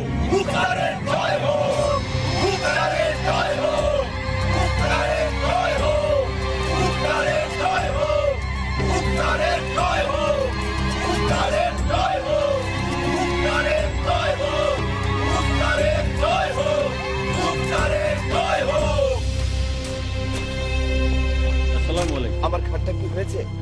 হ্যাঁ, অনেকদিন হলো এটা তৈরি হয়ে আছে। এই যে তোমরা রক্তারক্তি করছো, তোমরা জানো না কোন গুনাহ তোমাদের যুদ্ধের দিকে ধাবিত করে নিয়ে যাচ্ছে। তোমরা আজ এমন একজনের মেজবান হয়েছো যার কারণে নিজেদের মধ্যে রক্ত ঝরাঝরি হবে, নিজেদের ধন সম্পদ লুণ্ঠিত হবে, শরীয়তের বিধান ধ্বংস হবে। খুব বেশি দেরি না হয়ে গেলে শামের লোকেরা কামান আর তেলের গোলা নিয়ে হামলা করবে, রোমানরা অগ্নিবর্ষণ করবে, আর তোমাদের নিজেদের বাড়িতে জিন্দা আগুন ধরিয়ে দেবে। মনে রেখো, কেন হাসান ইবনে আলীকে তোমাদের শহরেই আসতে হবে যখন সে জানে যে যুদ্ধে পরাজিত হয়েছে? মুয়াবিয়া তার মাথার জন্য মূল্য ধরেছে। আমি মুজাহিদিনদের ঘাঁটি থেকে এসেছি। আজ তাদের শহীদ ভাই জাররার কুলখানি ছিল, যে আল্লাহকে পাওয়ার আশায় আবু তুরাবের এক জোয়ান পুত্রকে সম্মুখ যুদ্ধের ময়দানে কতল করে নিজে শহীদ হয়েছে। মালিক আল্লাহ তাআলা, মালিক আল্লাহ তাআলা, মালিক আল্লাহ তাআলা, মালিক আল্লাহ তাআলা, মালিক আল্লাহ তাআলা, মালিক আল্লাহ তাআলা। আয়ের আমার, কোন মুহাম্মদের শরীয়তে এসেছে যে হুকুমত সব সময় ইরান ও রোমের মতো উত্তরাধিকার সূত্রে হবে? শাসক মুয়াবিয়া চাইছে তার ছেলে খলিফা হোক এবং সমস্ত দায়িত্ব তার ছেলে পালন করুক। অন্যদিকে আলীর পুত্ররা পয়গম্বরের আত্মীয় সূত্র ধরে নিজেরা সুযোগ নিতে চাইছে। খুব বাড়াবাড়ি করছো হযরত। খালি ময়দানে বীরত্ব গাথা গাওয়ার কোনো বীরত্ব নেই। অভিশপ্ত খারেজি সম্প্রদায়, তোমাদের জন্য আরবদের লজ্জা করা উচিত। তোমরা আজ মুয়াবিয়াকে কাফের বলছো, তাহলে সিফফিনের যুদ্ধে কেন মুসলমানদের শহীদ করেছো? যে বর্ষার মাথায় কোরআন ঝুলিয়েছে তার কাছে মাথা নত করছো? শুনছো হে ভাইরা,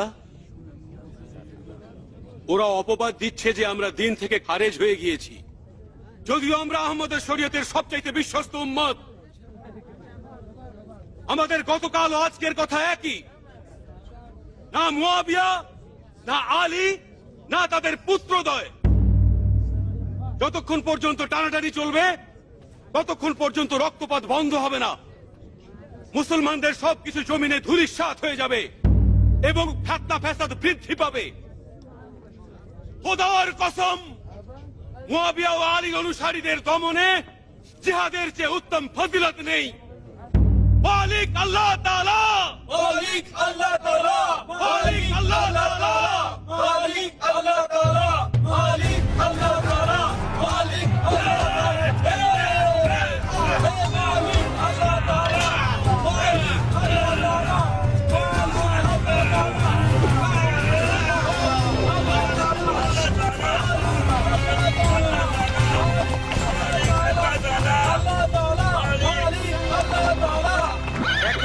দেখো আবু ইসহাক, আসল প্রতিদ্বন্দ্বী আসো। সাহস থাকলে মুক্তারের সামনে এসে মোকাবেলা কর। কিভাবে মুক্তার জমি জমার মায়া ত্যাগ করলো?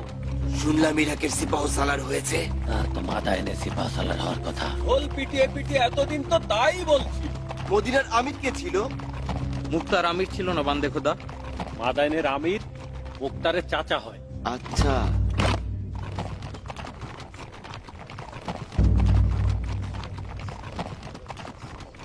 বড়ই আজব ব্যাপার, অন্ধ ইঁদুরগুলি দিনের আলোয় ময়দানে নেমেছে।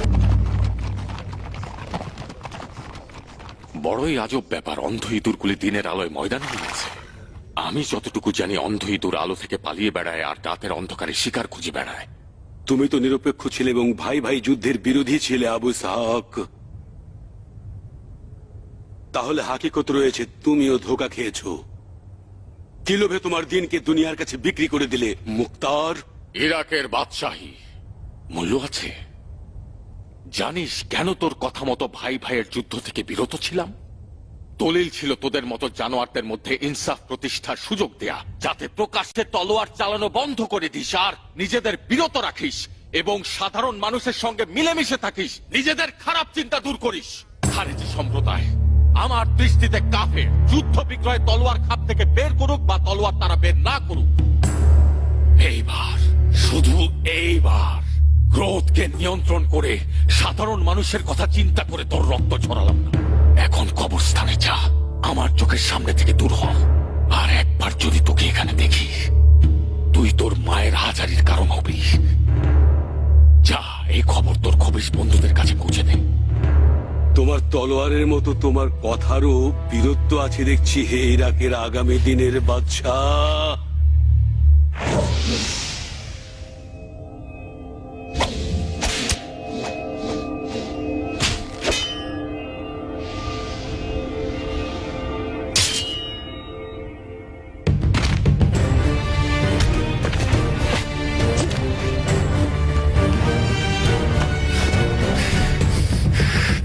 আমি এখনো আমার তলোয়ার দিয়ে কুকুর হত্যা করিনি। থু! জিহাদ, এই শয়তানগুলোকে নিঃশ্বাস নেওয়ার সময় দেওয়া উচিত নয়। জনগণকে মুক্তি দিতে আর দেরি না করে সবগুলোকে প্রাসাদের হাজতে ঢুকাও। অবশ্যই আমি।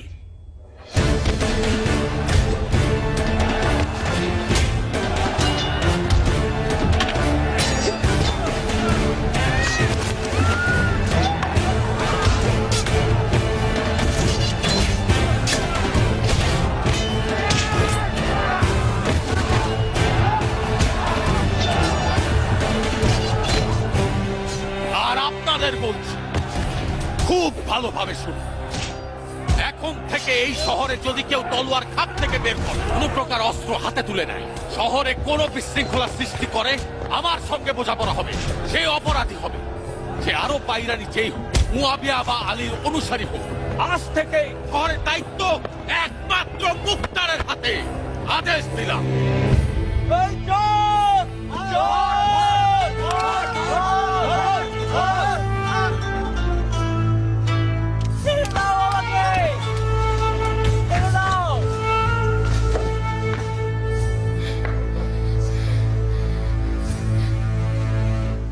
তুই কেন ওর কথা শুনতে গেলি জারিয়ে? কেন ভয় পেলি? মুক্তার ময়দানে এসেছে, শোনো নাই তুমি? কেন? ভয়ঙ্কর রূপ নিয়েছে, মুক্তারটা শান্ত করতে এসেছে। কি কৌশলটাই না নিয়েছে, কারো সাহস হলো না ওকে কিছু বলার। ও ওকে ঘরে আটকানো গেল না, তাই না? কিছুই হলো না হানানে, ওকে আটকানো গেল না। নারীর প্রেমের আগুনও ওকে বিরত রাখতে পারলো না। ও ওর নিজের কান বন্ধ করে রেখেছে। তুই কেন অযথা চিন্তা করছিস দাঁড়িয়ে? মুক্তার এসে ওমরের পথ বন্ধ করে দিয়েছে। তোর জন্য বলছি, ওমর ইরানের শাহ হতে চায়, তাহলে তো ওকে মুক্তারের বাধা অতিক্রম করতে হবে। ওকে পারবে হানানে? যদি তুই চাস তবে পারবে। আবার কি স্বপ্নে দেখলে? তোদের অকল্যাণ হবে না। ওমর আর মুক্তার ছোটবেলা থেকেই পরস্পরকে দেখতে পারে না, আবার একে অপরের কাছেও আসে। এদিকে আয়। ওমর তোর জন্য দারুণ নকশা এঁকেছে, দেখলে পাগল হয়ে যাবি। এই নাফরমান রঙের কারিগরকে সবাই কতল করো।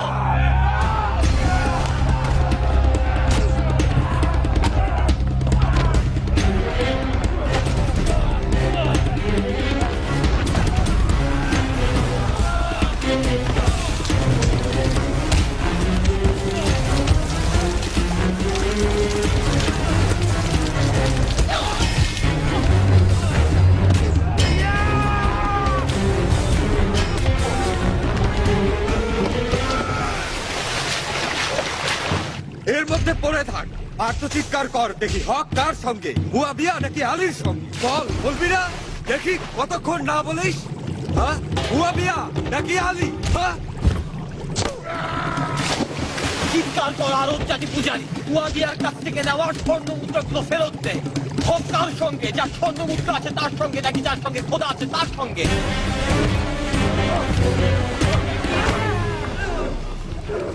কে রে?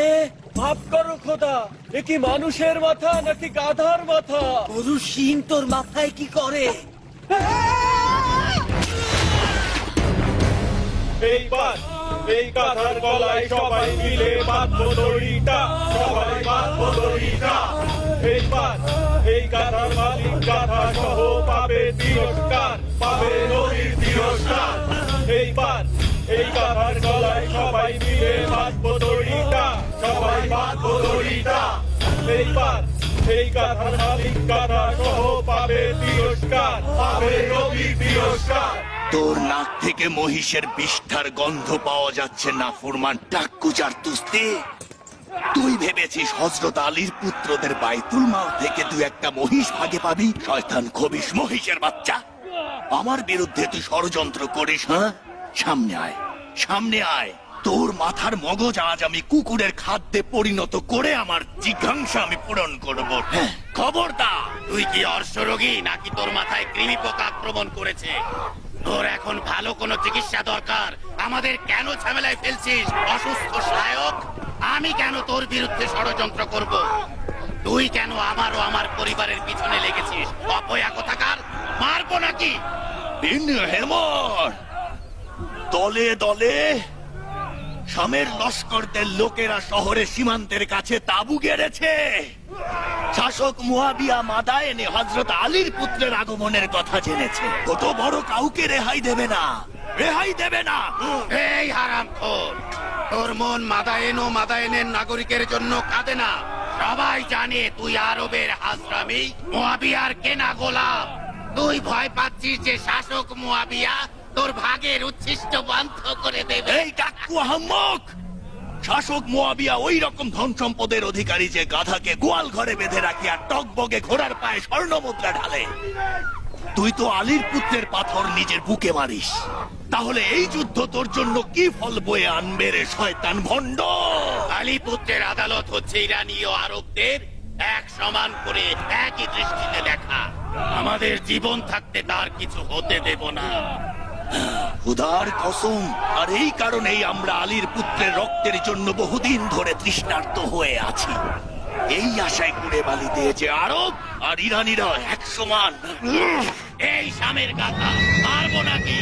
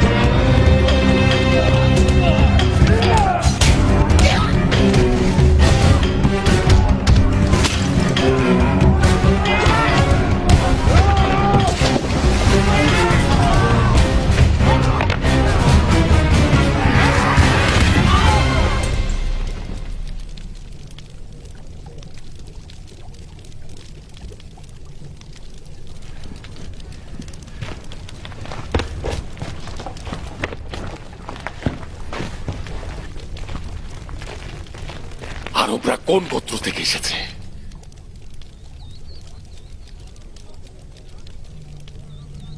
তোমাদের জবান কি গরুতে খেয়েছে নাকি? একে একে সবার জবান কেটে ফেলবো, যেন সবাই নিজ কর্মের জন্য অনুতপ্ত হও। তুমি এসেছো আমাদের আংটায় ঝুলাতে, ঝুলাও। আমাদের গোত্র পরিচয় দিয়ে তোমার কাজ কি? তোকে আংটায় ঝুলালে হবে না, গলায় বেরি পড়াতে হবে। তুই মূল হোতা। তোর অপকর্মের ছাপ তোর চোখে মুখে বোঝা যাচ্ছে, কিলবিল করছে। হে মুক্তিদাতা, এ আর এর সাঙ্গপাঙ্গরা আরবের হাজরামিদের লোক।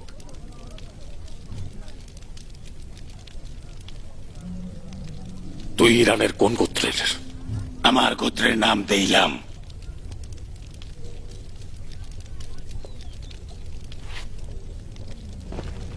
হাজরামি আরব ও দেইলামি ইরানির মধ্যে লড়াই, তার মানে যুদ্ধ, মুয়াবিয়া ও আলীর যুদ্ধ। কিন্তু এখানে কেন? মাথায় নে কেন? কেন এই রং কারিগরদের বাজারে? শহরের মধ্যে লড়াই মানে হচ্ছে বিশৃঙ্খলা, তার মানে যুদ্ধ, শান্তি এবং নিরাপত্তার বিরুদ্ধে যুদ্ধ, সিপাহ সালারের সঙ্গে যুদ্ধ। আজ এই শহরের সিপাহ সালার আমি। সাহস থাকলে আমার সামনে এসো।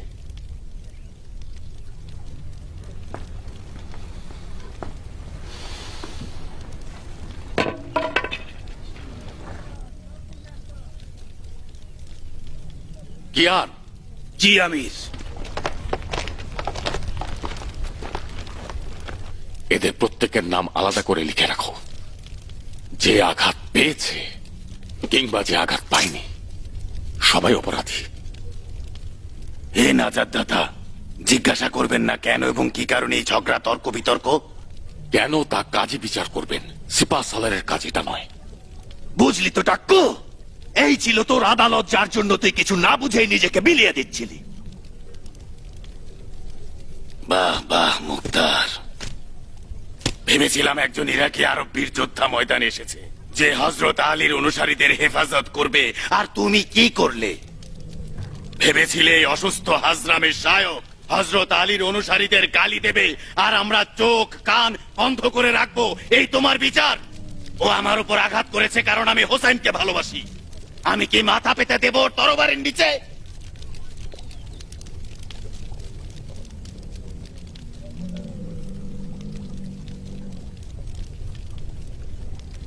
কেউ যদি নির্দোষ থাকে তবে তার জেল জরিমানার ভয় না করারই কথা। এছাড়া যে সকল অনুসারী শত্রুদের দ্বারা ক্ষতিগ্রস্ত হবে এবং দুশ্মনের হাতে মারা যাবে, সে হাজতের অন্ধকার প্রকোষ্ঠে পচে মরবে। মুখতার, হালুল মুমিনিন মুয়াবিয়া ইবনে আবু সুফিয়ান হযরত মুহাম্মাদের উত্তরাধিকারদের বিরুদ্ধে জয় লাভ করেছে। তুমিও তোমার চাচা তাকে থামাতে পারবে না। তুমি তো বিচক্ষণ রাজনীতি বিশেষজ্ঞ মুখতার, কেন ইরাকের আরব হুকুমতকে আলীর পুত্রের সঙ্গে লেনদেন করছো না?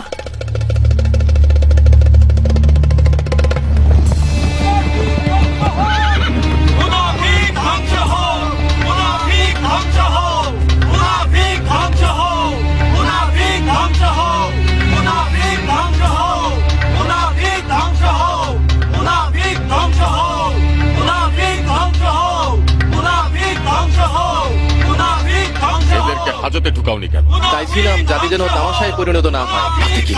এই সকল বন্দীরা অন্যান্য ঝামেলা ফাসাদ সৃষ্টিকারী সকলের জন্য নসিহত করুন। মানুষের মান সম্মান নিয়ে খেলা করছো।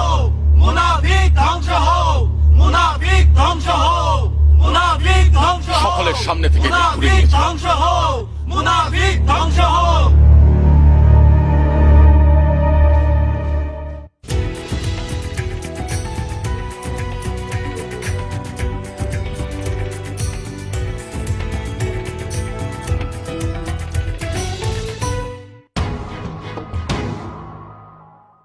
এত খুশি রাখি কোথায়, আমার পানে মন উড়ে যায়।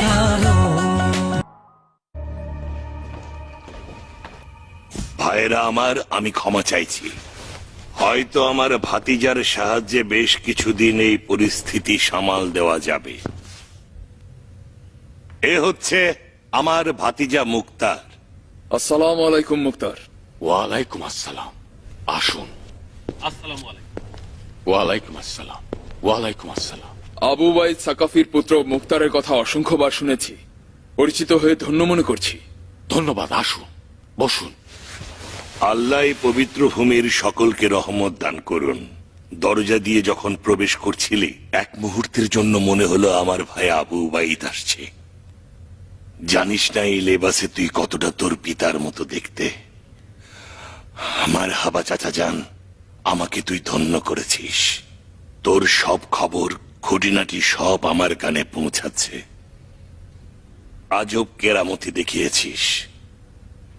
শুনেছি সকল বিবাদ সৃষ্টিকারীরা লোটা কম্বল নিয়ে পালিয়ে গেছে। খোদার শুকরিয়া, সব ধরনের নিরাপত্তা কায়েম হয়েছে। নিরাপত্তা বাহিনী পুরো শহরের নিয়ন্ত্রণ নিয়েছে। মারহাবা চাচা যান। আগে আমাদের কোষাগারে যা কিছু খাদ্যশস্য ছিল ইমামের হেফাজতে দিয়ে দিয়েছি। এখন আমাদের নিজেদের কোষাগারগুলো আমার হাতের তালুর মতোই শূন্য, একেবারেই খালি। তবে যাই হোক, প্রতিবেশীদের সাহায্য থেকে নিরাশ নই। সবাই সাবাতে চলে যান। চেষ্টা করব কালই প্রথম কাফেলাতে করেই প্রয়োজনীয় খাদ্যশস্য বোঝাই করে আপনাদের জন্য পাঠিয়ে দিতে। আল্লাহ তাআলা আপনাকে ইজ্জত সম্মান দিয়ে হেফাজত করুন। ইমামের যদি আপনার মতো আরো 10 জন বন্ধু থাকতো। চাই না এই কারণে যে পারবো না। কেন পারবি না?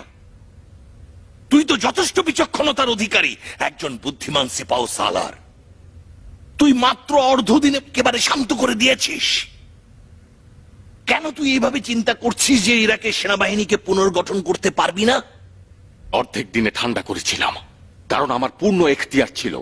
আমি রাজনৈতিক কৌশল অবলম্বন করেছি। ইমাম এই পদ্ধতিতে রাজি নন। কেন? এই কারণে যে এই পদ্ধতিতে সম্ভাবনা রয়েছে নিরপরাধ লোকেরাও কোরবানি হয়ে যাবে। বাহারামের উৎকৃষ্ট উদাহরণ। জানি যে সে নিরপরাধ, কিন্তু ওকে যদি গ্রেফতার না করতাম আরব ও ইরানের বিশৃঙ্খল অবস্থা দমন হতো না। আচ্ছা, এটাও দলিল হতে পারে। ইমামের অবস্থান খুব বেশি দীর্ঘ হবে না। কিসের টানে রয়েছিস মুক্তার? শস্য ফলানো ও তদারকি করা আমার প্রজাদের জন্য এসব কম কিছু নয়। জ্ঞান, তুই মুক্তারের শুধু বন্ধু নস, ডান হাত। কেন এইসবে জমি জমা, শস্য খামার, রুটি রুজি, সংসারের চিন্তা এসবে ওকে মশগুল করে দিলি? জ্ঞান, তুমি তো আমার ডান হাত। আমি তোমার গোলাম মুখতার। এত লজ্জা পাচ্ছ কেন বন্ধু আমার? মারহাবা তোমার এই রকম লাজ লজ্জার জন্য। আপনার এই ইশারা ইঙ্গিতের অর্থ কি? কিয়ান জারিয়াকে নিকাহ করতে চাই। এখন আমার কাছে তোর শুভ দৃষ্টি চেয়েছে।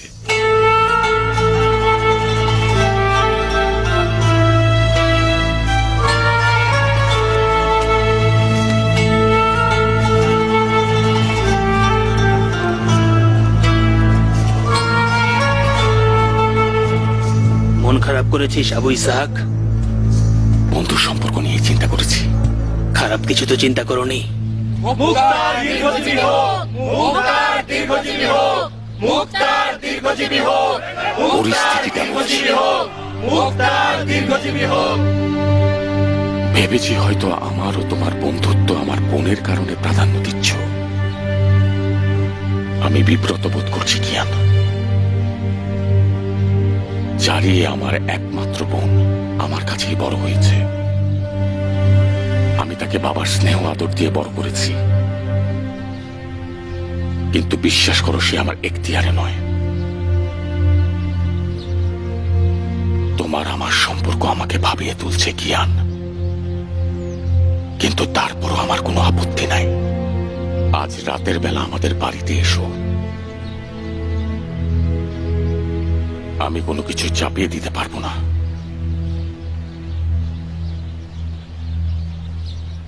জারিয়া যদি রাজি থাকে আমার কোনো আপত্তি নেই।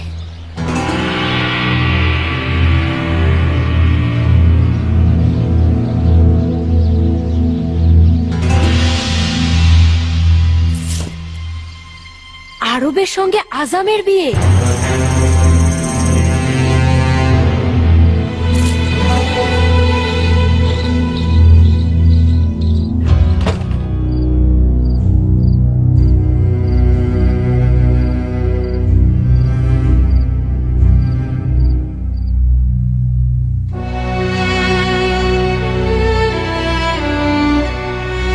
আমি লজ্জিত জ্ঞান। আশা করি বন্ধুত্বের ব্যাপারে সন্দেহ করবে না। দুশ্মন লজ্জিত হোক আবু ইসহাক, তোমার সঙ্গে আমার বন্ধুত্ব এতটাই মধুর যে কোনো তিক্ততা আমাদের মধুর সম্পর্কের মধ্যে বাধা হয়ে দাঁড়াতে পারবে না। তোমার সঙ্গে আমার সম্পর্কটা দ্বিগুণ আনন্দের ছিল, যা শেষ পর্যন্ত দুর্ভাগ্যে পর্যবসিত হলো। জারিয়ের বেয়াদবি ও বেপরোয়া আচরণ জবাবহীন থাকবে না। আমি তাকে যতটুকু খাইয়েছি পড়িয়েছি, আমার হক রয়েছে ওকে আমি আদব কায়দা শেখাবো। মারহাবা, মারহাবা উম্মে সাবেত। দুধ গলা দিয়ে কাল সাপ বসেছ, এই তোমাদের কাছে আমার সম্মান? কি আচরণ করলে মেহমানের সামনে? কেন হাড়ির পাত্রটি আমার মাথায় ভাঙছো মুখতার? জনাব কিয়ান, মুখতার আপনার সম্পর্কে আমাকে এ বিষয়ে কোনো কথাই বলেনি। ভেবেছি পূর্বের মতোই বন্ধুর সাথে দেখা করতে এসেছেন আপনি। যদি জানতাম কি উদ্দেশ্য রয়েছে, জারিয়াকে এমন ভাবে বলতাম যেন আপনাকে এভাবে অপমান না করে। জনাব কিয়ান, মুখতার আপনার সম্পর্কে আমাকে এ বিষয়ে কোনো কথাই বলেনি। ভেবেছি পূর্বের মতোই বন্ধুর সাথে দেখা করতে এসেছেন আপনি। যদি জানতাম কি উদ্দেশ্য রয়েছে, জারিয়াকে এমন ভাবে বলতাম যেন আপনাকে এভাবে অপমান না করে। আমি খুবই লজ্জিত।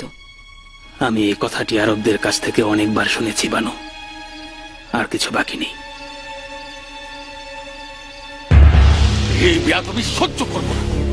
না আবু ইসহাক, না, আমার কসম এটা করো না। সে অহংকারে অন্ধ হয়ে গেছে। খোদার কসম, তার অহংকার আমার প্রেমের আগুনকে নিভিয়ে দিয়েছে। আমি অনুরোধ করছি তুমি ধৈর্য ধরো। তুমি হস্তক্ষেপ করো না কিয়ান। আমার বোন আমার অহংকার ও আভিজাত্যকে ধূলিসাৎ করে দিয়েছে। আপনার নিকট হাত জোর করছি বানু, কিছু একটা করুন। জারিয়া আমার কন্যার ন্যায়। আমি তাকে মাতৃত্ব দিয়ে বড় করেছি। সারা জীবন আমাদের গোত্রের একজন পুরুষের সঙ্গে থাকার চেয়ে কয়েকটি দৌড়ার আঘাত খাওয়া অধিক উত্তম। অপমান করার ইচ্ছে নেই। তোমার নিজের এই বিষয়গুলো ভেবে দেখা দরকার ছিল।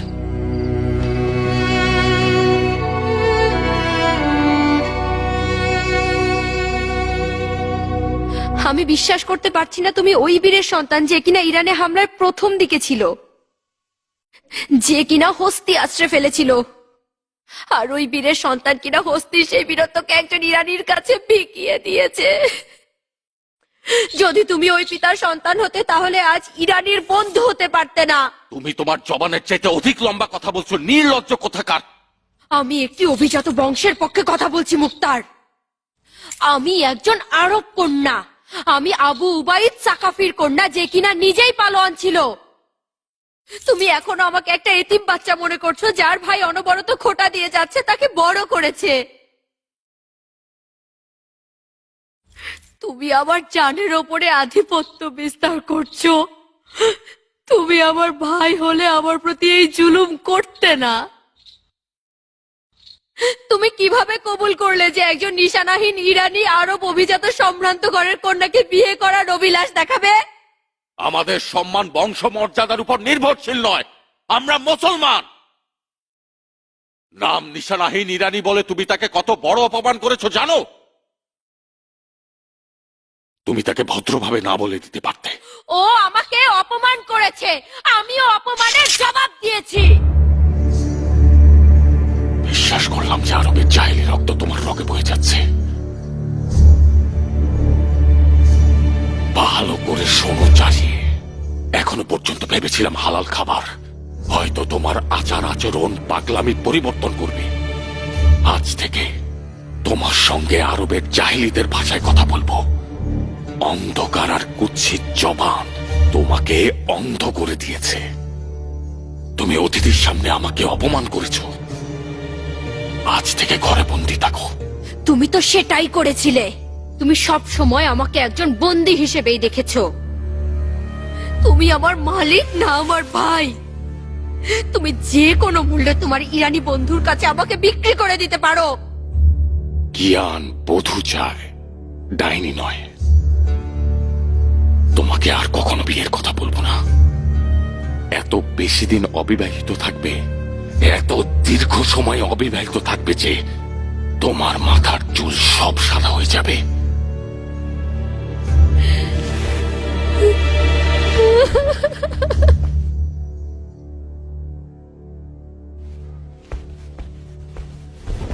অনেক দয়া করেছো, অনেক দয়া করেছো। এই বেয়াদবটাকে আদব শিক্ষা দিয়েছো। আমি তো তোমার প্রতিদ্বন্দ্বী নই মুখতার। ও একাকী দুঃখী একটা মেয়ে। আজ সে নিজের মনের কথাগুলো বলেছে শুনে মনে হয় সে বন্দী রয়েছে। ছেলে হয়ে না জন্মানোর জন্য আফসোস করে ও। ভয় পাচ্ছি পাগল হয়ে না যায়। একজন পাগলের পক্ষে কথা বলছো। ওর জন্য খারাপ লাগতো যদি ওকে সঠিকভাবে মানুষ করতে। এত বেইনসাফি করো না মুখতার। ওর স্বামী নির্বাচনের অধিকার ওকে দাও। স্বামী নির্বাচন করুক, কিন্তু সাদ আবি ওয়াক্কাসের পুত্রকে নয়। লজ্জা পাবো যদি আমার বোন জামাই হয় ওমর সাদ। নারী আমার অহংকার চূর্ণ করলে তোমাদের প্রতি আর ভালোবাসা থাকবে না।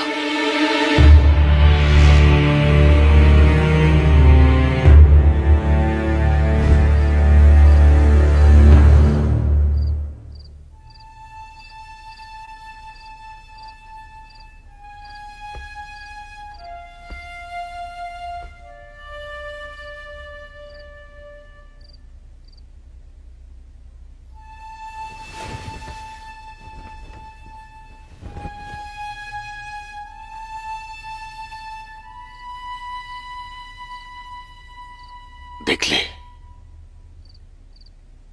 ইরানিদের বিবাহ করা আরবদের কাছে কি?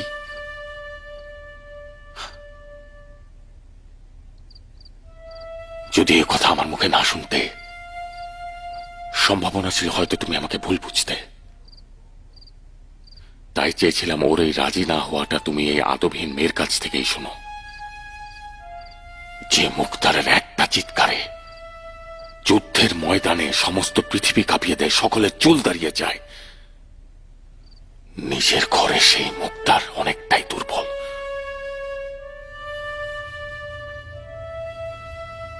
অবাক ব্যাপার যে মুখতার হযরত আলীর অনুসারী এমন এক মেয়ের প্রেমে পড়েছে যার পিতাকে পয়গম্বর নিজে অভিশাপ দিয়েছেন। এই প্রেমের প্রায়শ্চিত্ত সবসময় আমাকে তিলে তিলে মারে। না কিয়ান, তুমি না, তুমি আলীর প্রকৃত অনুসারী। তুমি সব দিক থেকেই অনেক বেশি যোগ্য। এটা আমার লজ্জা যে ওমর সাদের মতো ধূর্ত শিয়াল জারিয়াকে ধোকায় ফেলেছে। জারিয়ার নির্বুদ্ধি তাকে ও পুঁজি করেছে আর আমাদের পিতার সুনামকে প্রশ্নবিদ্ধ করেছে। আমি যদি একবার ওই বদমাসটাকে পাই, গর্দান তীক্ষ্ণ করে ফেলব। মারহাবা, শাবাশ। ওমর ইবনে সাদ আবি ওয়াক্কাসের জন্য এটা গর্বের উৎস যে মুখতার আবু উবাইদ সাকাফি তার দুশমন। মুখতারের বিশাল ক্রোধের কারণ হতে পেরে নিজেকে ধন্য মনে হচ্ছে। আজ রাতে এই বাড়িতে কি ঘটছে সব? কোন খেয়ানতকারী ষড়যন্ত্র করে যাচ্ছে? আমার মান সম্মান নিয়ে খেলা করতে এসেছিস? এত বড় সাহস, হারামজাদা! বাজে কথা বলিস না মুমেন বান্দা। খোদা না করুক বেলুন ফেটে বিপদে পড়তে পারিস। শ্বেত প্রাসাদ যুদ্ধের ময়দান নয় যে তলোয়ার চালাবি। তলোয়ার ফেলে দে ভাই। আমি মেহমানি এসেছি। তলোয়ার ছাড়া মেহমানের উপর হামলা একমাত্র কাপুরুষেরাই করে থাকে। যে পাপিষ্ঠ এই বাড়িকে নাপাক করে দিচ্ছে, ওর রক্ত দিয়ে পাক হবে। এই বাড়ি আজ আমাদের দুইজনের যুদ্ধের ময়দান। আমি চাই না লোকে বলুক ওমর সাদ নিজেকে রক্ষা করা ছাড়াই কতল হয়েছে। তোকে সুযোগ দিচ্ছি, কোমরে মাথা খঞ্জর দিয়ে নিজেকে বাঁচা।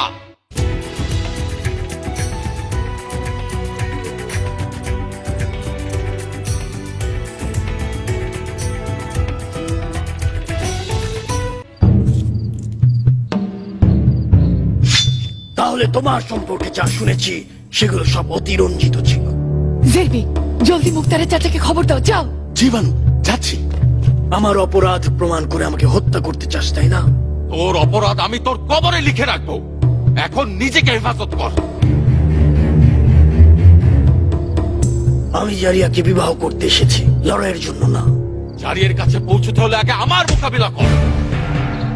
তোকে আমি হত্যা করব না, কেননা জারিয়ের কান্না আমি দেখতে পারবো না। দাঁড়িয়ে যান, খোদার কসম, তুই একমাত্র মুক্তারকে থামাতে পারবি। ভয় পাচ্ছে জারিয়ে, ও আজ অনেক বেশি জখম হয়েছে।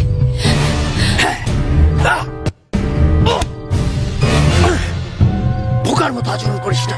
বিষয়টা পুরুষ ও পৌরসত্ব দিয়ে সমাধান করা যায়। আমি আমার সামনে তো কোনো পুরুষ দেখতে পাচ্ছি না। তুই যদি পুরুষ হতি তাহলে বিশ্বস্ত কুকুরের মতো উমাইয়াদের দরজায় ঘেউ ঘেউ করতি না। তোর পিতাকে শামের শাসকেরা নির্মম ভাবে হত্যা করেছে, তুই প্রতিশোধের বদলে তাদের পা চাচ্ছিস। যে তার পিতার রক্তে থুতু ফেলে, সে জানোয়ারের মতো নিজের পেটকে ভরা ছাড়া আর কিছুই করে না। খঞ্জর হাতে নে, খঞ্জর হাতে নে, কাপুরুষ শকুন কথাকার, নিজেকে হেফাজত কর। মনে রাখিস, তুই নিজে চেয়েছিস। আমি আজ রাতে নেক নিয়তে এই গৃহে এসেছিলাম। আফসোস, আমার ভাগ্য খারাপ। ভালোই খঞ্জর চালাস মুখতার, কিন্তু আমিও যোদ্ধার ছেলে। আজ রাতে হয় আমি তোর উপর আধিপত্য বিস্তার করব, অথবা মাসুকের রাস্তায় নিজেকে বিলিয়ে দেব। নিজের জান প্রাণ দিয়ে পরাজিত হব। আয় দেখি কে পারে।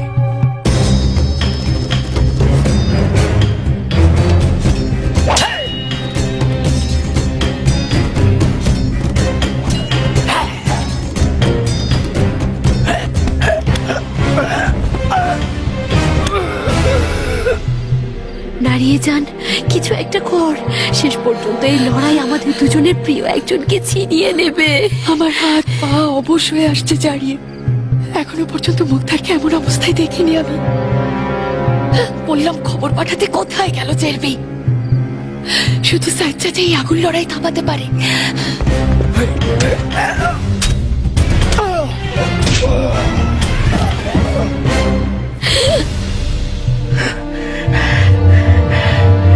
আজ রাতে আমি প্রমাণ করবো যে আমি ইরান বিজয়ীর পুত্র।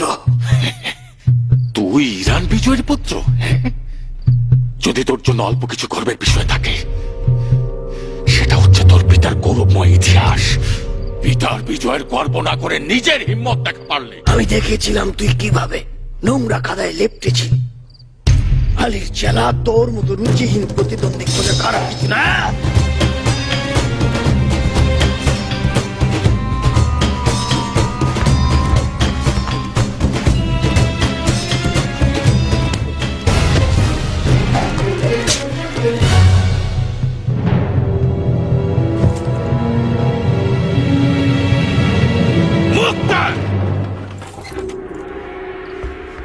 নিজেকে বিরত রাখো চাচা যান।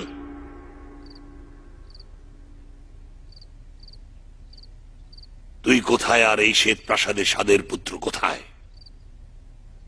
কল্যাণের জন্য এসেছি, কিন্তু আপনাদের এই যে এই গাধা ছেলেটা এখানে আমাকে একা পেয়ে আক্রমণ করেছে।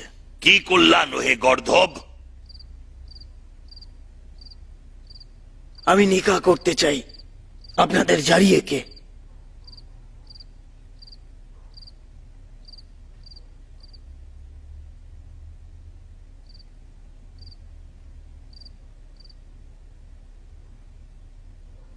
ও যদি গাধা হয়, আমাদের সবাইকেও কি তুই গাধা মনে করিস?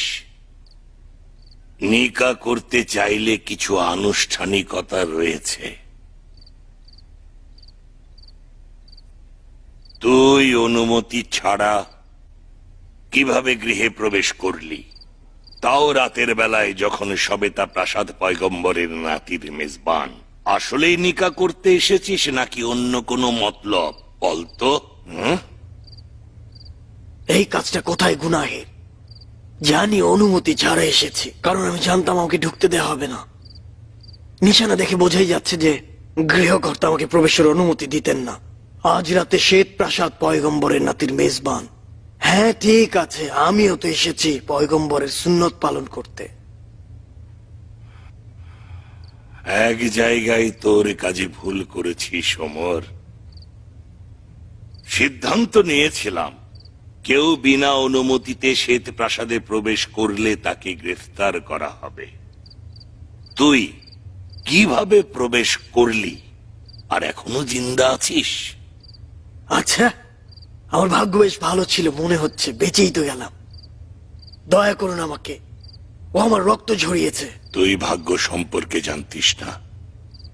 সম্ভবত শ্বেত প্রাসাদের দরজায় নিরাপত্তা ছিল না।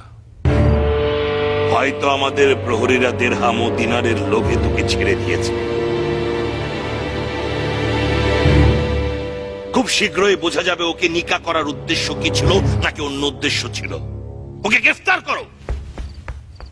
আমরা তো জানি আপনি বিচক্ষণ ও বুদ্ধিমান মানুষ আবু সাইদ। তাহলে বলুন কোন আইন মোতাবেক আমাকে এভাবে গ্রেফতার করছে? এখনো কোনো হুকুম দেওয়া হয়নি। কিছুদিন তুই শ্বেত প্রাসাদের মেহমান হয়ে থাক। সাইদ ইবনে মাসুদ, আলীর পুত্রের জন্য প্রাসাদ ও ধনভাণ্ডার অবশিষ্ট নেই যা আমি জয় করব। আপনি বেহুদা আমাকে হয়রানি করছেন। এখানেই ভুল করলি।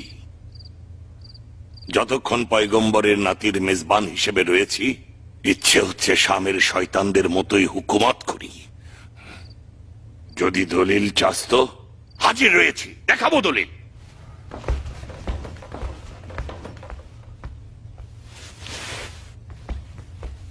এই বদমাশকে আমার হাতে ছেড়ে দিন চাচাজান। কথা দিচ্ছি ও সব স্বীকার করতে বাধ্য হবে।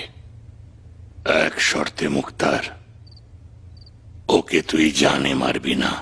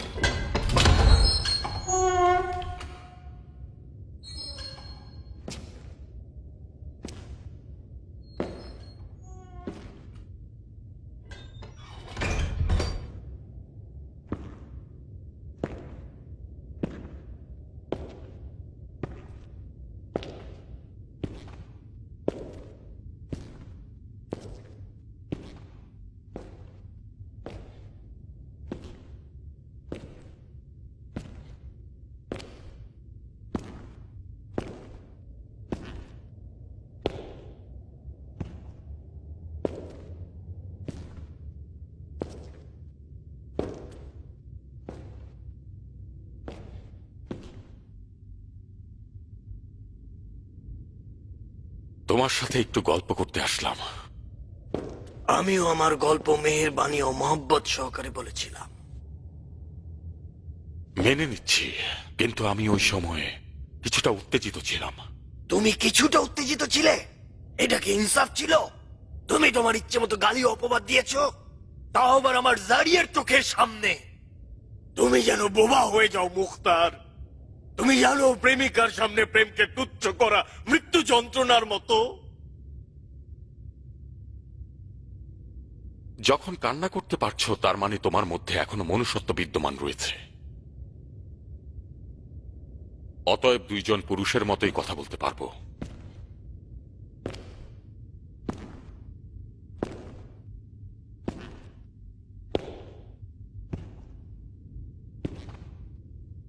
খুব ভালো করে শুনে রাখো ওমর,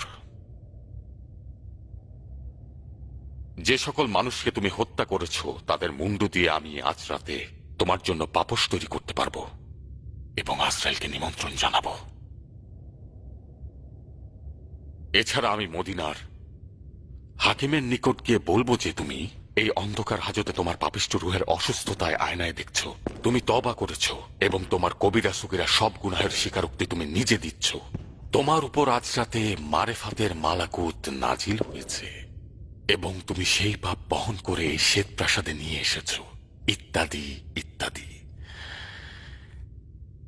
এখন তুমিই বলো, তোমার সঙ্গে কি করব? নিজেকে বুদ্ধিমান ও ধৈর্যশীল দেখানোর চেষ্টা করো না। আমার কাছে কি চাও? তুমি কি কারণে এই শ্বেত প্রাসাদে এসেছো? কিভাবে এসেছো? আমার হাত পা খুলে দাও, যেন সহজে কথা বলতে পারি। শেকল তো তোমার হাতে পায়ে বাঁধা হয়েছে, জবান তো খোলা। কথা না বললে কি? মানসুর নালবান্দের পুত্রের সঙ্গে তুমি কি করছিলে? তোমাকেও কবরে পাঠানোর আগে একটা বিশাল গোরস্থান বানানোর আদেশ দেব, কেমন হবে? মানসুর নালবান্দের পুত্রের কি হয়েছে?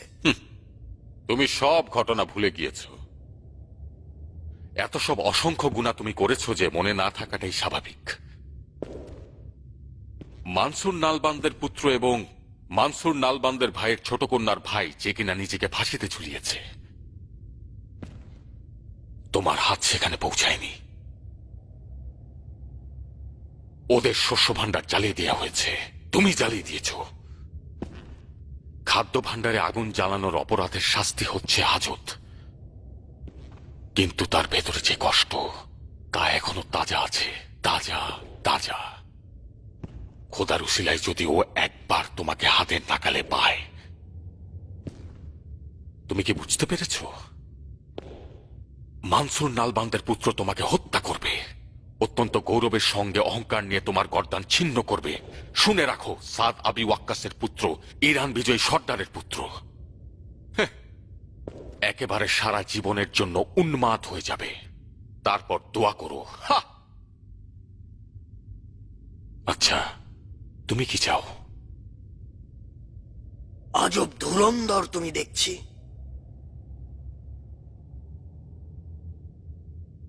আচ্ছা ঠিক আছে, তুমি বিজয়ী হয়েছ। মুআবিয়ার হক রয়েছে তোমাকেও তোমার চাচাকে ভয় করার। তোমরা আলীর পুত্রের বিরুদ্ধে ষড়যন্ত্রই করতে দিচ্ছ না। অবশ্যই তোমাকে পাঠিয়েছে যেন এই কঠিন কাজ তুমি সহজ করে দাও। এটা আহাম্মকের মতো অপবাদ। আমার অন্য পরিকল্পনা ছিল, কিন্তু আমি সামদেশের দূত নই। না না, এত সহজে মিষ্টি কথায় তুমি মুখ খুলবে না। হয়তোবা তোমার স্বীকারোক্তি আমার রাজনীতিবিদ চাচার জন্য উপকারী, কিন্তু আমার জন্য বেহুদা সময় নষ্ট ছাড়া আর কিছুই নয়। এটাই সঠিক সময় তোমার আসল উদ্দেশ্য খুঁজে বের করা,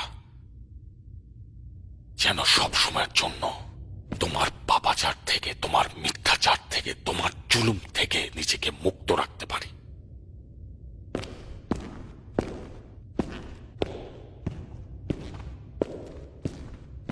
আমি শামের গুপ্তচর ছিলাম, এসেছে আলীপুত্রকে হত্যা করতে।